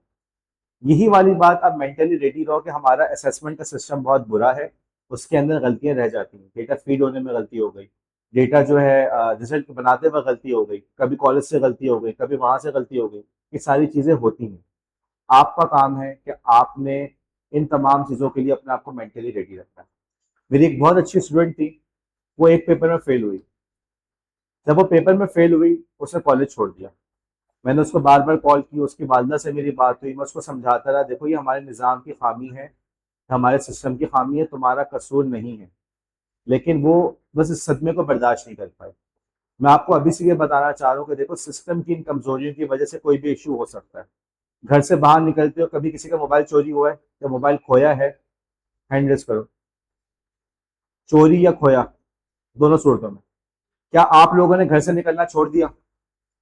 निकल रहे हैं ना? आपने इस चीज के साथ समझौता कर लिया कि भाई जिंदगी के अंदर ये सारे प्रॉब्लम्स होंगे। अभी मुझे किसी ने बताया कि चलते वो बस स्टॉप पे पैर जो है बाया में फंसा और वो गिर गई। मार्केट के अंदर दुकान में सबने देखा, गिर गई। वो उठी, खड़े हुए, फिर चलना शुरू हो गई और अगले दिन दोबारा वहीं से गुजरी। उन्होंने इस बात से समझौता कर लिया कि भाई हमसे गलतियां होंगी, मिस्टेक्स होंगी। रिजल्ट के अंदर भी जब आपके पास आता है, उसके अंदर मिस्टेक्स हो सकती हैं। हमारे सिस्टम में एक और बड़ी खामी की रिजल्ट बहुत देर से आता है। साल तो लग ही जाता है, आराम से साल लग जाता है। मेरे ख्याल में अब आप लोग के फर्स्ट सेमेस्टर का रिजल्ट आना शुरू हुआ है, ऐसा ही है? तो फर्स्ट सेमेस्टर का रिजल्ट तब आ रहा है जब आप लोग थर्ड में पहुंच चुके हैं। एम आई राइट और रॉन्ग? अलवीना, क्या कह रहा हूँ मैं, सही का गलत का? दोनों सेमेस्टर का जो मैंने कहा रिजल्ट के अंदर थोड़ी सी इंप्रूवमेंट आई है, तो इसमें यह कि रिजल्ट थोड़ा जल्दी आ गया। बहरहाल एक तवील अरसे तक यही होता रहा कि फर्स्ट सेमेस्टर का रिजल्ट कब आया, थर्ड सेमेस्टर में जाके। अब थोड़ा जल्दी होने लगा है। लेकिन बहरहाल इसके अंदर फिर भी अभी भी बहुत सारी गुंजाइश है इंप्रूवमेंट की। और जो एक बहुत बड़ी कमी है कि बाज दफा बगैर किसी कसूर के आपके नंबर कम आ गए, बगैर किसी कसूर के आप एबसेंट मार्क हो गए या आप फेल हो गए। यहाँ पे कॉलेज में ऐसा भी हुआ कि एक बच्ची, इंतहाई रेगुलर बच्ची, इंतहाई क्लास की टॉप परफॉर्मर स्टूडेंट थी, टीचर ने उसको 20 मार्क्स दिए आउट ऑफ 40। अब पता चला कि हम कराची यूनिवर्सिटी को बुरा भला कह रहे हैं, अपनी टीचर ने गलती की हुई है। उसने कॉपी चेक करते वक्त देखा ही नहीं कि कौन सी बच्ची है, क्या है, बस उसने ऐसी मार्क्स दे दिए, उसको कम मार्क्स दे दिए। तो ऐसे बहुत सारे प्रॉब्लम्स होते हैं। एग्जाम की टेबुलेशन के अंदर मैं काम कर रहा होता हूँ एग्जाम में यहाँ पे, तो मुझे बहुत सारी कमजोरियां यहाँ पे कराची यूनिवर्सिटी में नजर आई हैं। आप लोग मेंटली रेडी रहें कि सिस्टम की गलती की वजह से आप लोग को शायद सफर करना पड़े। Next slide. अगला जो पॉइंट है आप लोग को समझना, देखो इस पॉइंट को समझना बड़ा जरूरी है। देखो, हमारे जो वालदेन बचपन से आपको ये बताते बेटा पोजीशन क्या आई है, मार्क्स कितने आए, रिजल्ट कैसा आया, राइट? और उन्हीं मार्क्स के बेसिस पे आपकी क्वालिटी का फैसला होता है। आपका अच्छा रिजल्ट आता है, वालदेन कहते हैं रिश्तेदारों को दिखाओ, ऐसा है या नहीं? बुरा रिजल्ट आता है तो पूरा खानदान ऐसा होता है, नाक कटवा दी, ये कर दिया, वो कर दिया। अब ये सारी बातें वैलिड थी पहले। यूनिवर्सिटी लेवल के अंदर जब आपको पता है कि सिस्टम के अंदर बहुत सारी खामियां मौजूद हैं, तो बस अब आप भी ज़हनी तौर पर तैयार हैं कि भाई इस सिस्टम की खामी की वजह से एन मुमकिन है कि बगैर किसी कसूर के आपका रिजल्ट खराब है। रिजल्ट खराब होने की वजह से या फेल होने की मतलब ये नहीं कि आप बुरे हो गए। आपके पास अभी भी मौका है, अभी भी चांस है अपने आप को इम्प्रूव करें। हमारी एक स्टूडेंट थी, वो वही एक सब्जेक्ट में फेल हुई। वो आई, उससे बात की, पता चला क्या कि उसके फादर ने उससे ये कहा कि छोड़ दो, तुम्हारे बस की बात नहीं है, बीएड करना छोड़ दो। उसको बड़ी मुश्किल से समझाया, 3 घंटे तक उससे बैठ के बात यही करते रहे कि बेटा यहाँ पे एग्जामिनेशन सिस्टम में खामियां मौजूद हैं। उन सिस्टम की खामियों की वजह से आप ये ना समझे कि आप बुरे बन गए। अगर आपका रिजल्ट खराब आया है तो ये आपकी खामी की दलील नहीं है। आपसे बस आपकी बैट लगती, आप दोबारा ट्राई करो और आपका पेपर बेहतर हो जाएगा। कॉलेज के अंदर अगर मैं आपको ये बात अपने एक्सपीरियंस के बेस पे बता रहा हूँ, अगर खुदा ना खास्ता आप फेल भी हो जाए तो आपके पास दोबारा चांस है, आपको डिग्री पूरा पेपर करके डिग्री आपको मिल जाएगी। और डिग्री पे लिखा हुआ नहीं होता कि फेल हुआ था, मार्कशीट पे ये चीज लिखी हुई नहीं होती, आप उसकी टेंशन ना लें। कोशिश करें, पेपर बेहतरीन करें, लेकिन खुदा ना खास्ता रिजल्ट खराब आ जाए तो उसका मतलब ये नहीं कि आप बुरे हो गए। रिजल्ट एक अलग चीज है और आपकी शख्सियत एक अलग चीज है। अपनी वैल्यू को रिजल्ट के साथ ना जोड़ो। एक आदमी के पास बहुत अच्छी गाड़ी है मसलन, लेकिन वो जगह जगह पान की पी के फेंकते हुए जा रहा है मसलन, तो क्या वो अच्छा आदमी है? या वो बड़े जोर जोर से थूक रहा है, क्या बहुत अच्छा आदमी है? बात समझ में आई? सिर्फ एक गाड़ी होने से आपकी शख्सियत नहीं बन जाती। इसी तरीके से रिजल्ट अच्छा आने से आपकी शख्सियत अच्छी नहीं बन जाती। अब ये ना समझे कि रिजल्ट अच्छा आ गया तो आपकी शख्सियत बहुत अच्छी है या आप बहुत कामयाब हैं, और इसी तरीके से आप ये भी ना समझे कि रिजल्ट खराब आ गया तो आप नाकाम हैं। आपको प्रैक्टिकल लाइफ के अंदर कितना, अपने वालिद से पूछिए, अपने भाइयों से पूछिए कि आपके जो क्लास के अच्छे स्टूडेंट्स थे वो आज क्या कर रहे हैं। आपको बहुत सारे केसेस में ऐसा नजर आएगा जो आपके टॉप परफॉर्मेंस थे वो पीछे रह गए और क्लास के जो थोड़े स्लो स्टूडेंट थे वो आगे निकल गए। जिंदगी का सफर बड़ा तवील है, बड़ा सफर है। उसमें आज जो आगे है मुमकिन है वो कल पीछे रह जाए, और आज जो पीछे है मुमकिन है वो आगे निकल जाए। आपका काम यह है कि अपने आप को रिजल्ट के साथ कनेक्ट ना करें। जैसे किसी शख्स की शख्सियत का जायजा उसकी गाड़ी से या उसके घर से नहीं लिया जा सकता। बाज़ लोग बड़े बड़े घरों में रहते हैं लेकिन अंदर से बड़े जाहिल होते हैं। घरों में गालम गलोच हो रहा है, बहुत गंदी गालियां दी जा रही है, बहुत गंदे काम किए जा रहे हैं, क्या वो अच्छे लोग हैं? घरों जिस तरह से किसी शख्स की गाड़ी से उसके घर से उसकी शख्सियत का फैसला नहीं किया जा सकता, इसी तरीके से किसी शख्स के रिजल्ट से उसकी शख्सियत का फैसला नहीं किया जा सकता।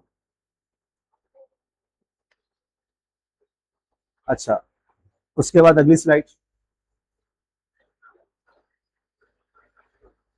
आखिरी बात देखो इस हवाले से बस इतनी सी है कि देखो, जो भी रिजल्ट आ जाए, जैसा भी आ जाए, उसमें खुश भी रहो, खुश भी होना सीखो। ये जो बच्चे होते हैं कि 99 नंबर मार्क्स आए, उस पर रो रहे कि मेरे 1 नंबर कट गए, अटेंडेंस 95% लगी हुई और आके तंग कर रहे हैं कि सर आपने हमारी परसेंट अटेंडेंस जो 100% नहीं की। ऐसे वाले बच्चे ना बनो। जो हो गया, जितना मिल गया, उसके ऊपर जो है खुश भी होना सीखो। आपको बहुत सारे लोग जिंदगी में ऐसे नजर आएंगे कि वो जिंदगी में स्ट्रगल कर रहे हैं, राइट? मतलब चले मैं आपको यूँ बताऊं कि जो बंदा बस स्टॉप पे पैदल खड़ा हुआ है, राइट, बस का इंतजार कर रहे धूप में, अगर वो शख्स उस मौके पे अल्लाह का शुक्र अदा नहीं कर रहा या खुश नहीं है, जब उसको गाड़ी मिल जाएगी ना तब भी खुश नहीं होगा।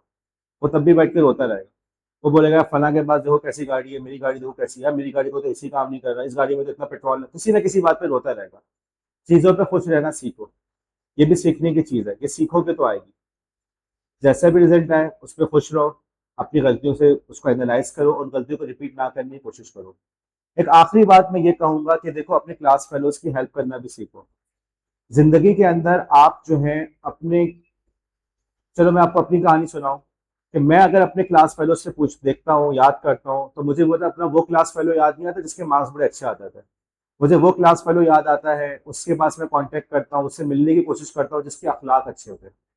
आपकी जो पहचान है ना, वो आपकी अखलाक, आपका करेक्टर होता है, लेकिन वो बाद में बनना नहीं शुरू होता। मेरा एक दोस्त है, एक दफा मुझसे फोन पे बात कर रहा था, उससे अचानक ही गालियां देने लगा। और ऐसी गालियां थी कि मतलब मेरे कान बाकायदा लाल हो गए कि कैसी क्या बात क्या कर रहा है। पता चला कि उसके एक बेटे ने दूसरे बेटे की कमर के ऊपर छलांग मार दी। बच्चे खेल रहे होते हैं ना, उसने टेबल पे चढ़ के दूसरे बच्चे की कमर पे छलांग मार दी, जैसे वो रेसलिंग कर रहे थे। अब वो अपने ही बच्चे को इतनी गंदी गालियां दे रहा था कि बस। जब सुन के मुझे इतनी परेशानी हुई या मेरे कान लाल हो गए, तो उसके बच्चे की शख्सियत पे कितना गंदा असर पड़ा होगा। बात क्या थी कि उसने कभी इस बारे में काम ही नहीं किया कि अपनी शख्सियत को इम्प्रूव करे। वो सोचता रहा कि आज नहीं कल, कल नहीं परसों। हमारे एक दोस्त हैं, मैट्रिक किया, टेक्निकल कामों में लगे थे, आज उनका अपना ऑफिस है शायरा फैसल पे, डिजाइनिंग की छोटी सी उनकी एक काम चल रहा है, डिजाइनिंग करवाते हैं। मैं उनके ऑफिस में गया, उनसे बैठ के बात बात डिस्कस कर रहा था।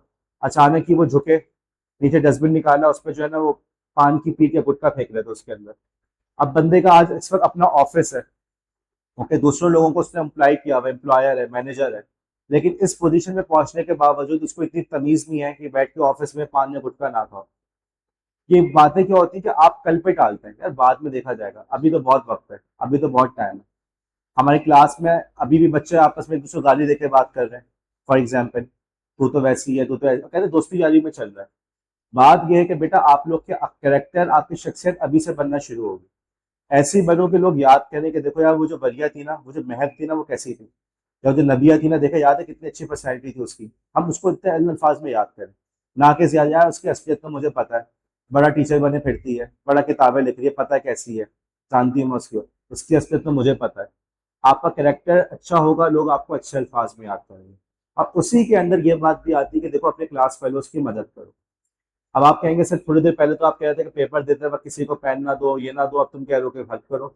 देखो, ये भी सीखने की चीज है कि किस तरह से हेल्प करो कि तुम्हारा नुकसान ना हो। नोट्स वगैरह अच्छे बन के दे दो। कुछ नहीं होता कि मेरे नोट्स किसी के पास लीक ना हो जाए, मेरे नोट्स यूनिक होंगे, मेरे नंबर मेरे आए, किसी और के, ऐसा कुछ भी नहीं है, अहमकाना सी बात है।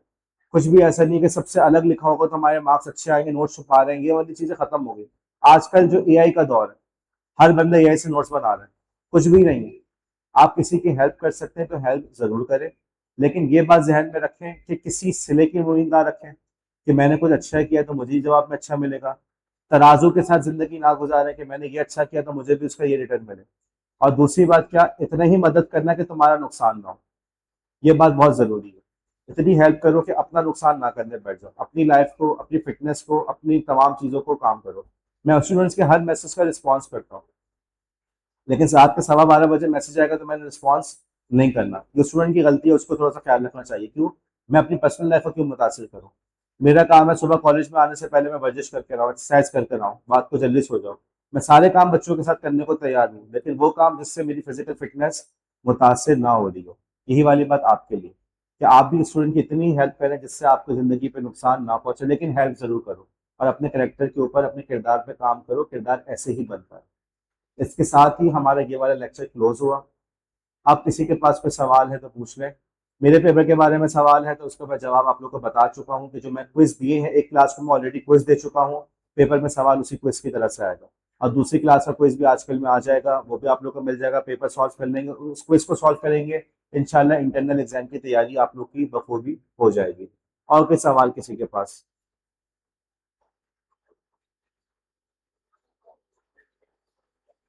Thank you. शायद मुझे आपकी आवाज़ नहीं आ रही, आगे आके बताएं।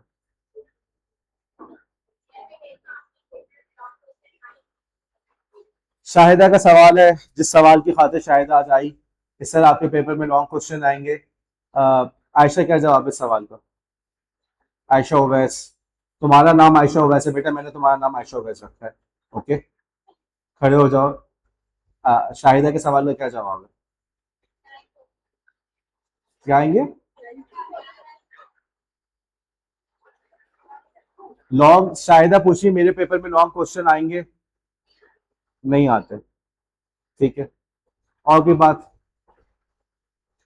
थैंक यू, अल्लाह हाफिज। बस,